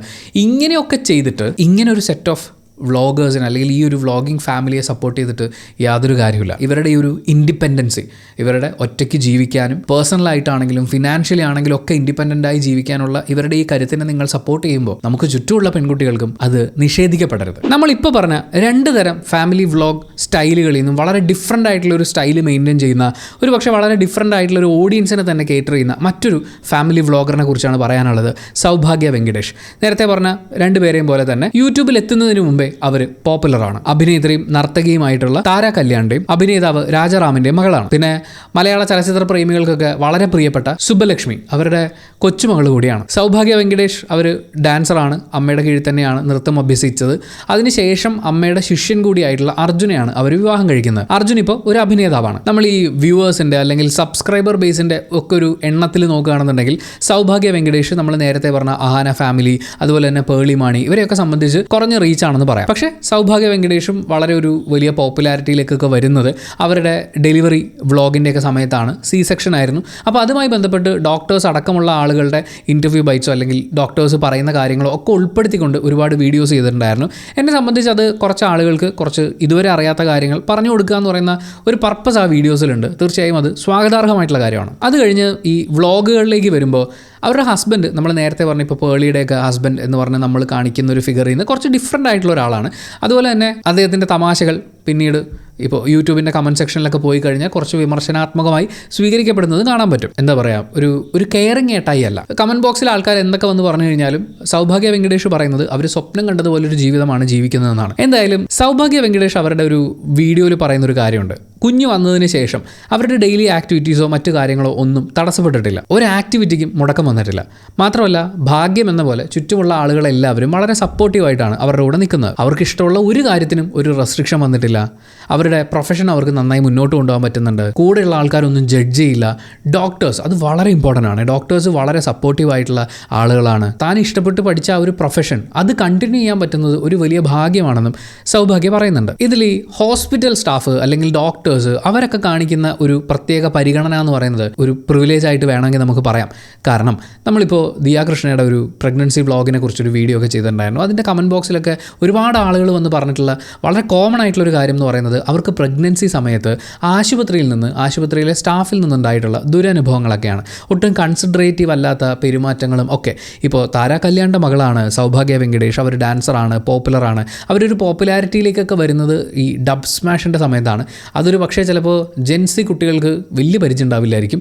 ഈ ടിക്ടോക്കൊക്കെ വരുന്നതിന് മുമ്പ് വൈറലായിട്ടുള്ളൊരു പ്ലാറ്റ്ഫോമായിരുന്നു. അപ്പോൾ അങ്ങനെ ഓൾറെഡി പോപ്പുലർ ആയിട്ടുള്ള ഒരാൾ, ചിലപ്പോൾ ഫാമിലി ഫ്രണ്ട്സൊക്കെ ഉണ്ടാവും, ഡോക്ടേഴ്സൊക്കെ, അങ്ങനെ പല കാരണങ്ങൾ ചിലപ്പോൾ ഈ ഒരു സപ്പോർട്ടീവ് ആയിട്ടുള്ളൊരു ഹോസ്പിറ്റൽ സ്റ്റാഫിനൊക്കെ കാരണമായിട്ടുണ്ടാവാം. അങ്ങനെ അല്ലാതെയും സംഭവിക്കാം. പക്ഷേ അങ്ങനെ ഒരു സപ്പോർട്ട് ഹോസ്പിറ്റൽ സ്റ്റാഫിൽ നിന്ന് കിട്ടുക, ഇപ്പോൾ ലക്കിലി ചുറ്റുമുള്ള എല്ലാവരും സപ്പോർട്ടീവാണ്, ജഡ്ജ് ചെയ്യുന്നില്ല എന്ന് പറയുമ്പോൾ അങ്ങനൊരു ഫാമിലി സപ്പോർട്ടൊക്കെ കിട്ടുക എന്ന് പറയുന്നത് വലിയൊരു ഭാഗ്യമാണ്. ഇത്തരം ഫാമിലി വ്ളോഗുകൾ, പ്രഗ്നൻസി വ്ളോഗുകളിലൂടെ ഒക്കെ നമ്മൾ കടന്നു പോകുന്ന സമയത്ത് ഇതൊന്നും എനിക്ക് കിട്ടുന്നില്ല അല്ലെങ്കിൽ എനിക്ക് കിട്ടിയിട്ടില്ല എന്നുള്ള ഒരു പരിഭവം അല്ലെങ്കിൽ ഒരു നിരാശ ഒക്കെ നമുക്ക് പല കമൻസിലും കാണാൻ പറ്റും. നമുക്ക് ചെയ്യാൻ പറ്റുക ഇതുപോലെയൊക്കെയുള്ള ഫാമിലി വ്ളോഗുകളൊക്കെ കാണുമ്പോൾ അവിടെ പ്രഗ്നൻസി വ്ളോഗുകളിലൊക്കെ ഇവരെങ്ങനെയാണ് ട്രീറ്റ് ചെയ്യപ്പെടുന്നത്, അതൊരു പോസിറ്റീവ് ഘടകമാണ് എന്നുള്ളത് നമുക്ക് മനസ്സിലാവുന്നത് പോലെ വീട്ടുകാർക്കും പറഞ്ഞ് മനസ്സിലാക്കി കൊടുക്കാൻ ശ്രമിക്കുക, അല്ലെങ്കിൽ ഇത്തരം വ്ളോഗുകൾ അവരിലേക്ക് എത്തിക്കുക. ഇതൊക്കെയാണ് നമുക്ക് ചെയ്യാൻ പറ്റുക. അല്ലാതെ അവിടെ ഒരു നിരാശയുടെ എലമെൻറ്റും കൊണ്ടിരിക്കുക എന്ന് പറയുന്നത് നമ്മുടെ മാനസികാരോഗ്യത്തിന് നല്ലതായിട്ടുള്ളൊരു കാര്യമല്ല. സൗഭാഗ്യയുടെ വളരെ പോപ്പുലർ ആയിട്ടുള്ള വ്ളോഗുകളിലേക്ക് നമ്മൾ നോക്കുമ്പോൾ വ്ളോഗുകൾ ഏതൊക്കെ കാറ്റഗറിയിലാണ് വരുന്നതെന്ന് ചോദിച്ചാൽ ഇപ്പോൾ പൂജയും അതുപോലെയുള്ള പരിപാടികളൊക്കെ ആയിട്ട് ബന്ധപ്പെട്ടിട്ടുള്ള വ്ളോഗുകൾ നമുക്ക് കാണാൻ പറ്റും. മലയാളികൾക്ക് അത്ര ഫെമിലിയർ അല്ലാത്ത രീതിയിലുള്ള പരിപാടികളൊക്കെയാണ്. അപ്പോൾ അതിനൊരു ഓഡിയൻസ് ഉണ്ട്. അതുപോലെ ഇവർ 4 തലമുറയിലെ സൗഭാഗ്യയുടെ മകൾ, അമ്മ, അമ്മുമ്മ, അപ്പോൾ ആ ഒരു കൗതുകമുള്ള കുറച്ച് ഡാൻസ് വീഡിയോസ്, വ്ളോഗ്സ് ഇതൊക്കെ നമുക്ക് കാണാൻ പറ്റും. പിന്നെ ഡേ ഇൻ മൈ ലൈഫാണ്. നിലവിൽ സൗഭാഗ്യ ഇപ്പോൾ അവരുടെ വ്ളോഗുകളിലൂടെയൊക്കെ പോർട്രേ ചെയ്തുകൊണ്ടിരിക്കുന്ന ഒരുപാട് കാര്യങ്ങൾ, മൾട്ടി ടാസ്കിങ് എന്നല്ല അതിനെ വിളിക്കേണ്ടത്, മൾട്ടി ടാസ്കിങ് എന്ന് പറയാവുന്ന അത്രയും ജോലികൾ ചെയ്യുന്ന ഒരു സ്ത്രീ ആയിട്ടാണ് അവരുടെ വ്ളോഗുകളിൽ ഇപ്പോൾ പോർട്രേ ചെയ്തുകൊണ്ടിരിക്കുന്നത് തന്നെ. അതിന് മുമ്പ് അവർ ഒരു 2 വർഷം മുമ്പ് ഒരു വീഡിയോയിൽ പറഞ്ഞ വാചകം എടുത്ത് നോക്കുകയാണെന്നുണ്ടെങ്കിൽ ഈ കിച്ചണിൽ സമയം സ്പെൻഡ് ചെയ്യുക എന്ന് പറയുന്നത് അത്ര താല്പര്യമുള്ള ആളായിരുന്നില്ല. അവരുടെ കുട്ടിക്കാലം മുതലേ തന്നെ അവർക്ക് എല്ലാ കാര്യത്തിനും സെർവൻസ് ഉണ്ടായിരുന്നു. അതുകൊണ്ട് തന്നെ ഈ ജോലിയൊന്നും ചെയ്ത് അങ്ങനെ ശീലമില്ല. ഒരു ടിപ്പിക്കൽ ഹോം മേക്കർ ആവുക എന്ന് പറയുന്നത് അത്ര എളുപ്പമുള്ള കാര്യമല്ല എന്നാണ് അവർ പറയുന്നത്. എന്നിട്ടും നല്ല ഹെൽപ്പേഴ്സിനെ കിട്ടാത്തതുകൊണ്ട് അവർക്ക് അടുക്കളയിൽ കയറേണ്ടി വന്നു. ഇത്രയാണ് അവർ 2 കൊല്ലം മുമ്പ് പറഞ്ഞത്. പക്ഷേ ഇപ്പോൾ വരുന്ന വ്ളോഗുകളൊക്കെ എടുത്ത് നോക്കിക്കഴിഞ്ഞാൽ അതിലൊക്കെ അവർ പോർട്രേ ചെയ്യുന്ന ഒരു ക്യാരക്ടർ വെളുപ്പിനൊരു 4:30 മണിക്ക് എണീക്കുക, അത് കഴിഞ്ഞ് പെറ്റ്സിനുള്ള ഭക്ഷണം കൊടുക്കുക, പിന്നെ കുഞ്ഞിനുള്ള കാര്യങ്ങൾ ശരിയാക്കുക. ഇതെല്ലാം ഒരു ഹെൽപ്പർ ഉണ്ടെങ്കിലും ഡേ ഇൻ മൈ ലൈഫ് പോലെയുള്ളൊരു വീഡിയോ ഒക്കെ ചെയ്യുന്ന സമയത്ത് ഹെൽപ്പറെ ഒന്നും നമ്മൾ കാണില്ല. രാവിലെ ഈ വെളുപ്പാങ്കാലത്ത് എണീറ്റ് ഈ പെറ്റ്സിനെല്ലാം, പെറ്റ്സ് എന്നൊക്കെ പറയുമ്പോൾ നമ്മൾ വല്ല തത്തയും പട്ടിയും പൂച്ചയാണെന്ന് വിചാരിക്കും. പക്ഷെ അവിടെ കൊണ്ടൊന്നും തീരുന്നില്ല. കാളയുണ്ട്, ആടുണ്ട്, കോഴിയുണ്ട്, പട്ടികളുണ്ട്. നമ്മൾ പറഞ്ഞു വരുമ്പോൾ ഒരു മിനി ഫാം എന്ന് വിളിക്കാവുന്ന ആ ഒരു സെറ്റപ്പാണ്.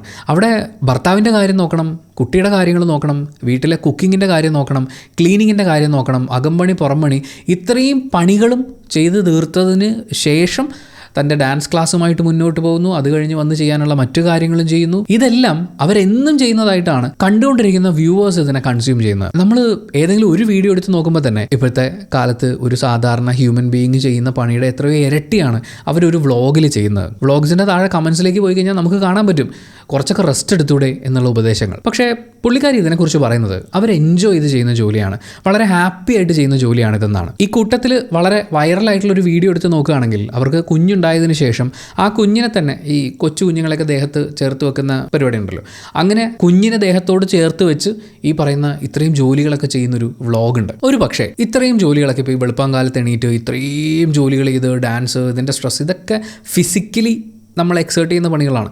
ഈ പണികളെല്ലാം ചെയ്തതിന് ശേഷം കിടന്നുറങ്ങുകയും പിറ്റേ ദിവസവും രാവിലെ എണീക്കുമ്പോൾ ഇതേ ഊർജ്ജസ്വലതയോടെ ചെയ്യാനും ഒക്കെ പറ്റുന്ന രീതിയിൽ ഈ ജോലികളൊക്കെ അവർ വല്ലാണ്ട് സ്നേഹിക്കുന്നുണ്ടാവും. വളരെ നല്ല കാര്യമാണ്.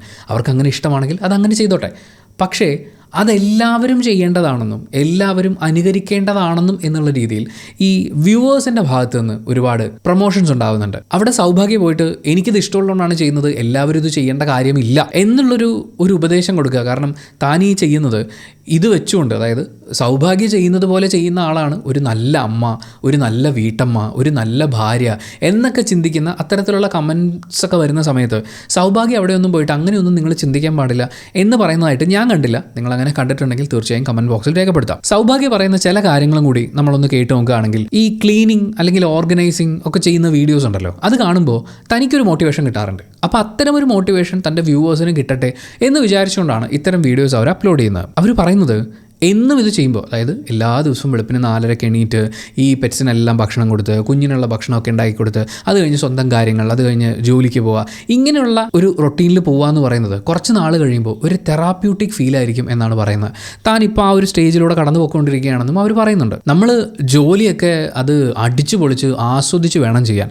ജോലി ചെയ്യൂ, തളർന്നു കിടക്കൂ, കണ്ണിൻ്റെ താഴെയൊക്കെ കറുപ്പ് വളയം വരട്ടെ, അത് നമുക്ക് മറ്റെന്തെങ്കിലും ഈ പ്രോഡക്ട്സ് ഒക്കെ ഉപയോഗിച്ച് മാറ്റാം എന്നൊക്കെയാണ് സൗഭാഗ്യ ഉപദേശിക്കുന്നത്. ഈ പറച്ചിലുകളും നമ്മൾ കമൻറ്റ് ബോക്സും ഒക്കെ കൂടി വെച്ചുകൊണ്ട് നോക്കുമ്പോൾ സൗഭാഗ്യ സെറ്റ് ചെയ്ത് വെക്കുന്ന ഒരു സ്റ്റാൻഡേർഡ് ഉണ്ട്, അല്ലെങ്കിൽ സൗഭാഗ്യ സെറ്റ് ചെയ്ത് വെക്കുന്ന കുറച്ച് എക്സാമ്പിൾസ് ഉണ്ട്. കാരണം നിങ്ങൾ നോക്കൂ, സെലിബ്രിറ്റി ആയിട്ടുള്ളൊരു പെൺകുട്ടി, ഇപ്പോൾ സെലിബ്രിറ്റി ആയിട്ടുള്ള ഒരാൾ എന്തെങ്കിലും ഒരു കാര്യം ചെയ്യുമ്പോൾ സാധാരണക്കാരൊക്കെ ആ കാര്യം ചെയ്യാൻ മടിച്ചിരിക്കുന്നു, ബുദ്ധിമുട്ടുന്നു, അപ്പോൾ ഒരു സെലിബ്രിറ്റി വന്ന് ചെയ്യോ എന്ന് പറഞ്ഞ് അങ്ങനെ അതിനെ ആഘോഷിക്കുന്ന കുറേ ആളുകൾ നമ്മുടെ നാട്ടിലുണ്ട്. അപ്പോൾ ഒരു സെലിബ്രിറ്റി ആയിട്ടുള്ളൊരു പെൺകുട്ടി ഇത്രയും ജോലികൾ, അത് വീട്ടുജോലികൾ, അകമ്പണിയും പുറംപണിയും ഒക്കെ ചെയ്യുന്നു, അത് കഴിഞ്ഞ് സ്വന്തം പ്രൊഫഷനും നോക്കുന്നു, ഇതിൻ്റെ ഇടയിൽ ഇവർക്ക് ഉറങ്ങാൻ പോലും സമയം കിട്ടുന്നില്ല എന്ന് ആളുകളങ്ങ് വിശ്വസിക്കുകയാണ്. ഇങ്ങനെ പണിയെടുത്തുകൊണ്ടിരിക്കുക എന്ന് പറയുന്നത് ഇത് വളരെയധികം മഹത്വവൽക്കരിക്കുന്ന ഒരു സാഹചര്യം ഇവിടെ ഉണ്ടാകുന്നുണ്ട്. 2 കാര്യങ്ങളേ ഉള്ളൂ. സൗഭാഗ്യയ്ക്ക് ഇത് ചെയ്യാൻ ഇഷ്ടമുണ്ടെങ്കിൽ അവരത് ചെയ്യട്ടെ, അത് കാണാൻ താല്പര്യമുള്ളവർ കാണട്ടെ. പക്ഷേ ഇതിനെ മഹത്വവൽക്കരിക്കരുത്, ഇതിനെ അനുകരിക്കാൻ പറയരുത്. കുറേ ആളുകൾക്ക് മടി മാറാൻ ഇതൊരു പ്രചോദനമാകട്ടെ എന്നൊക്കെ പറഞ്ഞുള്ള കമൻസ് നമുക്ക് കാണാൻ പറ്റും. ഞാൻ എല്ലാ പണികളും ചെയ്യുന്നതാണ്, പക്ഷേ ഈ വീഡിയോ ഒക്കെ കാണുമ്പോൾ ഞാൻ ഒരു പണിയും ചെയ്യുന്നില്ല എന്നുള്ള കമൻസ് നമുക്ക് കാണാൻ പറ്റും. എല്ലാ വീടുകളിലും ഇതിൻ്റെ പകുതി പണിയേ ഉള്ളൂ എന്നുള്ള കമൻസ് നമുക്ക് കാണാൻ പറ്റും. പക്ഷേ അതിൻ്റെയൊക്കെ മുകളിൽ മുഴച്ചു നിൽക്കുന്നത് എല്ലാവരും ഇങ്ങനെ ആകട്ടെ, അല്ലെങ്കിൽ നല്ലൊരമ്മ, നല്ലൊരു സ്ത്രീ, നല്ലൊരു ഭാര്യ എന്നൊക്കെ പറഞ്ഞാൽ നിങ്ങളെല്ലാത്തിൻ്റെയും ഫ്രണ്ടിൽ ഈ നല്ല എന്ന് വെക്കുന്നത് ഇവർ ഈ കുടുംബത്തിന് വേണ്ടി ജോലി ചെയ്യുന്നത് കാണുമ്പോഴുള്ളതാണ്. ഇപ്പോൾ വീട്ടിൽ 5-6 സെർവൻസ് ഉണ്ട്, അതുകൊണ്ട് ഈ പണിയൊന്നും അവർ ചെയ്യേണ്ടി വരുന്നില്ല. അവരവരുടെ ഡാൻസ് ക്ലാസ്സും പരിപാടിയായിട്ട് നടക്കുന്നു. അതിൻ്റെ ഇടയിൽ സന്തോഷകരമായിട്ടുള്ള എന്തെങ്കിലുമൊക്കെ ഇൻസിഡൻസ് വരുമ്പോൾ വ്ളോഗ് ചെയ്യുന്നു എന്നാണെങ്കിൽ നല്ലൊരു ഭാര്യ, നല്ലൊരു അമ്മ, നല്ലൊരു കുടുംബിനി എന്ന് പറയുന്ന ഈ നല്ലൊരു ടാഗുകളൊന്നും അവിടെ വരില്ല.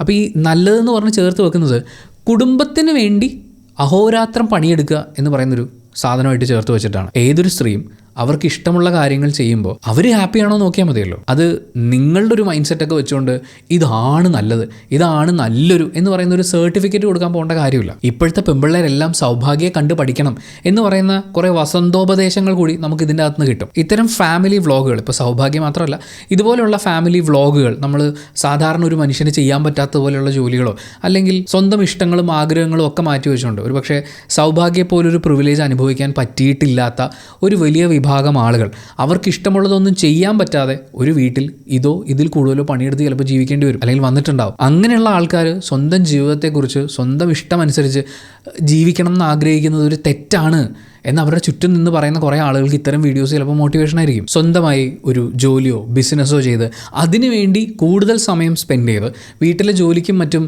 സെർവൻസിനെ വെച്ചുകൊണ്ട് കുട്ടികളുടെ കാര്യം നോക്കാൻ ഒരാളെ ഏർപ്പാടാക്കി അവരോടൊപ്പം ഫാമിലിയോടൊപ്പം ഉള്ള സമയം എൻജോയ് ചെയ്തുകൊണ്ട്, എന്നാൽ തൻ്റെ കരിയറിന് കൂടുതൽ ഇമ്പോർട്ടൻസ് കൊടുക്കുന്ന, വെളുപ്പിന് സൂര്യോദയം കണ്ടിട്ട് പോലും ഇല്ലാത്ത, രാവിലെ 8 മണിക്ക് എണീക്കുന്ന, രാത്രി ഒരുപാട് ലേറ്റായി സ്വന്തം വർക്കും ബിസിനസ്സും ഒക്കെ നോക്കി തിരിച്ചു വരുന്ന അങ്ങനെയുള്ളൊരു സ്ത്രീയും നല്ല അമ്മയും നല്ല ഭാര്യയും നല്ല കുടുംബിനിയും കുടുംബസ്നേഹമുള്ള ആളുമൊക്കെയാണ്. ഇത് കാണുമ്പോൾ ഇതാണത് എന്ന് പറഞ്ഞു വെക്കാതിരിക്കുക, അനാവശ്യമായി മഹത്വവൽക്കരിക്കാതിരിക്കുക. ഇത് ഇത്തരം ഫാമിലി വ്ളോഗുകൾ കൺസ്യൂം ചെയ്യുന്ന ആളുകൾ ശ്രദ്ധിക്കേണ്ടതാണെന്ന് ഓർമ്മിപ്പിക്കുകയാണ്. പേളിയും അഹാനയും സൗഭാഗ്യം കഴിയുമ്പോൾ ഇവരിൽ നിന്നൊക്കെ വളരെ വ്യത്യസ്തമായ മറ്റൊരു ഫാമിലി വ്ളോഗ് എന്ന് വിളിക്കാവുന്ന, ആക്ച്വലി അവർ തന്നെ പറയുന്നത് അതൊരു സിംഗിൾ ഓൺഡ് അങ്ങനൊരു യൂട്യൂബ് ചാനലാണ്. ഇതിൽ വരുന്ന ഇപ്പോൾ ഭർത്താവാണെങ്കിലും കുഞ്ഞിനെ കാണിച്ചിട്ടുണ്ട്, കുഞ്ഞാണെങ്കിലും ബാക്കി ബന്ധുക്കളാണെങ്കിലും ഇവരൊക്കെ ഗസ്റ്റായിട്ട് വരുന്നു എന്നുള്ള രീതിയിലാണ് മുമ്പ് സംസാരിച്ച് വെച്ചിരിക്കുന്നത്. പക്ഷേ ഈ പറയുന്നൊരു കാറ്റഗറിയിൽ പെടുത്തിക്കൊണ്ട് നമുക്ക് സംസാരിക്കാൻ ചില കാര്യങ്ങളൊക്കെ ഉണ്ട്. തനി മലയാളി എന്ന യൂട്യൂബ് ചാനൽ, അവരാദ്യം ഈ സോഷ്യൽ മീഡിയ കണ്ടൻറ്റൊക്കെ പോസ്റ്റ് ചെയ്ത് തുടങ്ങുന്നത് ടിക്ടോക്കിലാണ്. അതിനുശേഷം വിവാഹശേഷം ആംസ്റ്റർഡാമിലേക്കൊക്കെ എത്തിയ മലയാളിയാണ്. എന്തായാലും അവരൊരു യൂട്യൂബ് ചാനൽ ആരംഭിക്കുന്നു. തനി മലയാളി എന്ന യൂട്യൂബ് ചാനലിൽ ആളുകൾ സബ്സ്ക്രൈബ് ചെയ്യുമ്പോൾ അവരുടെ കമൻറ്റ് ബോക്സിൽ നിന്നൊക്കെ മനസ്സിലാവുന്നത് അവരുടെ സംസാര രീതിയിലെ ഒരു പ്രത്യേകതയാണ് അവരിലേക്ക് കൂടുതൽ ആളുകളെ ആകർഷിച്ചിട്ടുള്ളത്. അതുപോലെ തന്നെ ചില ആൾക്കാർ ആ ഒരു വീഡിയോസിനൊക്കെ ഒരു തെറാപ്പി എന്നുള്ള ലെവൽ, ഒരു തെറാപ്യൂട്ടിക് വാല്യൂലൊക്കെ അങ്ങനെ കാണുന്നവരുണ്ട്. കോമൺ ആയിട്ട് ആ കണ്ടൻറ്റുകളുടെ ഒരു രീതിയൊക്കെ നോക്കുകയാണെന്നുണ്ടെങ്കിൽ ഒരു ഹെൽത്തി ലൈഫ് സ്റ്റൈൽ മെയിൻറ്റെയിൻ ചെയ്യുക, ഹെൽത്തി ആയിട്ടുള്ള ഒരു റൊട്ടീൻ മെയിൻറ്റെയിൻ ചെയ്യുക, കാര്യങ്ങളൊക്കെ ഓർഗനൈസ് ചെയ്യുക, അടുക്കി വെക്കുക എന്നൊക്കെ പറയുന്നത് പോലത്തെ ആ ഒരു പാറ്റേണിലുള്ള വീഡിയോസാണ് നമുക്ക് കൂടുതലായിട്ട് കാണാൻ പറ്റുക. ആംസ്റ്റർഡാമിൽ അവരൊരു വീട് വാങ്ങിച്ചിട്ടുണ്ട് 1 വർഷം മുമ്പ്. അപ്പോൾ ആ വീടിൻ്റെ പല കാര്യങ്ങളും, ഇപ്പോൾ കിച്ചൺ, അതുപോലെ തന്നെ ബാക്ക് യാർഡ്, അങ്ങനെ ഓരോ സ്ഥലങ്ങളും ഇവരെങ്ങനെയാണിത് അറേഞ്ച് ചെയ്ത് വെക്കുന്നത്, എങ്ങനെയാണ് ഇതൊക്കെ മെയിൻറ്റെയിൻ ചെയ്തുകൊണ്ടിരിക്കുന്നത്, അങ്ങനെയുള്ള കുറേ വീഡിയോസ് നമുക്ക് കാണാൻ പറ്റും. ഓൾറെഡി ഒരു ജോലി ഉണ്ടായിരുന്ന ആളായിരുന്നു. ആ ജോലി ഒരു വർഷം മുമ്പ് ക്വിറ്റ് ചെയ്യുകയും അവരൊരു ഫുൾ ടൈം യൂട്യൂബറായിട്ട് മാറുകയും ചെയ്തു. വീഡിയോസിൻ്റെ മറ്റൊരു പ്രത്യേകതയായിട്ട് എനിക്ക് തോന്നുന്നത് ഈ നെഗറ്റീവ് കോണ്ടന്റ് ഇല്ല എന്നുള്ളതാണ്. നമ്മൾ പലപ്പോഴും ഈ പറയുന്ന ഒരു ബാക്കപ്പ് ഇല്ലാതെ സോഷ്യൽ മീഡിയയിലേക്ക് വരുന്ന യൂട്യൂബേഴ്സിനെ എടുത്തു നോക്കുകയാണെങ്കിൽ, ഫാമിലി വ്ളോഗേഴ്സായിട്ട് മാറുന്ന ആളുകളെ എടുത്ത് നോക്കുകയാണെങ്കിൽ എപ്പോഴെങ്കിലുമൊക്കെ ആയിട്ട് ചില നെഗറ്റീവ് ക്യാപ്ഷൻസും കാര്യങ്ങളൊക്കെ വരും. അതിന് നല്ല റീച്ചും കിട്ടും. ഇപ്പോൾ ഈ ബുൾജെറ്റ് വൈറലായ ഒരു സമയം ഉണ്ടായിരുന്നു. അവരുടെ എല്ലാ വീഡിയോയുടെയും തംബ്നെയിൽ വളരെ നെഗറ്റീവാണ്. പണി കിട്ടി മക്കളെ, പഞ്ചറായി മക്കളെ, അടി കിട്ടി മക്കളെ, ഈ പറയുന്ന പോലത്തെയാണ് ഇവരുടെ ക്യാപ്ഷൻസ് ഒക്കെ വന്നിരുന്നത്. അതിനൊക്കെ വലിയ റീച്ചും ഉണ്ടായിരുന്നു. ഇതേ കാര്യം നമുക്ക് ഫാമിലി വ്ളോഗിൻ്റെ കാര്യത്തിലേക്ക് വന്നു കഴിഞ്ഞാലും കാണാൻ പറ്റും. അമ്മൂമ്മ തല്ലി, അപ്പൂപ്പൻ പിണങ്ങി, അമ്മായിച്ചൻ ഇറങ്ങിപ്പോയി എന്നൊക്കെ പറയുന്ന പോലെ ഫുൾ ഇങ്ങനത്തെ നെഗറ്റീവ് സാധനങ്ങൾ കാണാൻ പറ്റും. തനി മലയാളിയിലേക്ക് വരുമ്പോൾ നമുക്ക് ആ ഒരു നെഗറ്റീവ് ഫാക്ടർ അധികം കാണാൻ പറ്റില്ല. അവരെ ഏറ്റവും കൂടുതൽ ശ്രദ്ധിച്ച, അല്ലെങ്കിൽ അവർ വളരെയധികം ശ്രദ്ധിക്കപ്പെട്ട, വളരെ പോസിറ്റീവായിട്ട് എനിക്ക് ഫീൽ ചെയ്തിട്ടുള്ള ഒരു കാര്യം എന്ന് പറയുന്നത് OCDയെ സംബന്ധിച്ച് അവരൊരു വീഡിയോ ചെയ്തു എന്നുള്ളതാണ്. കാരണം ഈ OCD എന്ന് പറയുന്നത് ഒരുപാട് ആളുകൾ ഒരുപാട് തെറ്റിദ്ധാരണകൾ വെച്ച് പുലർത്തുന്നതാണ്. എൻ്റെ ഫ്രണ്ടിൽ ഈ കണ്ണട ഇരിപ്പുണ്ട്, ഈ കണ്ണട ഇങ്ങനെ വെക്കുന്നതിനേക്കാൾ എനിക്ക് ഇങ്ങനെ വെക്കുന്നതാണ് ഇഷ്ടം എന്നാണെങ്കിൽ ഇതെൻ്റെ OCD ആണ് എന്ന് പറയുന്ന അങ്ങനത്തെ കുറേ ആളുകളൊക്കെ ഉണ്ട്. OCD, ADHD, ഡിപ്രഷൻ തുടങ്ങിയിട്ടുള്ള വേർഡ്സിനെയൊക്കെ അതിൻ്റെയൊക്കെ അർത്ഥം കളയുന്നത് പോലെ, ആളുകളെ തെറ്റിദ്ധരിപ്പിക്കുന്നത് പോലെ ഉപയോഗിക്കുന്ന ഒരുപാട് ആളുകളുണ്ട്. ഇവർ OCD എന്ന് പറയുന്ന ഒരു കണ്ടീഷൻ ഡയഗ്നോസ് ചെയ്യപ്പെട്ടിട്ടുള്ള ഒരാളാണ്.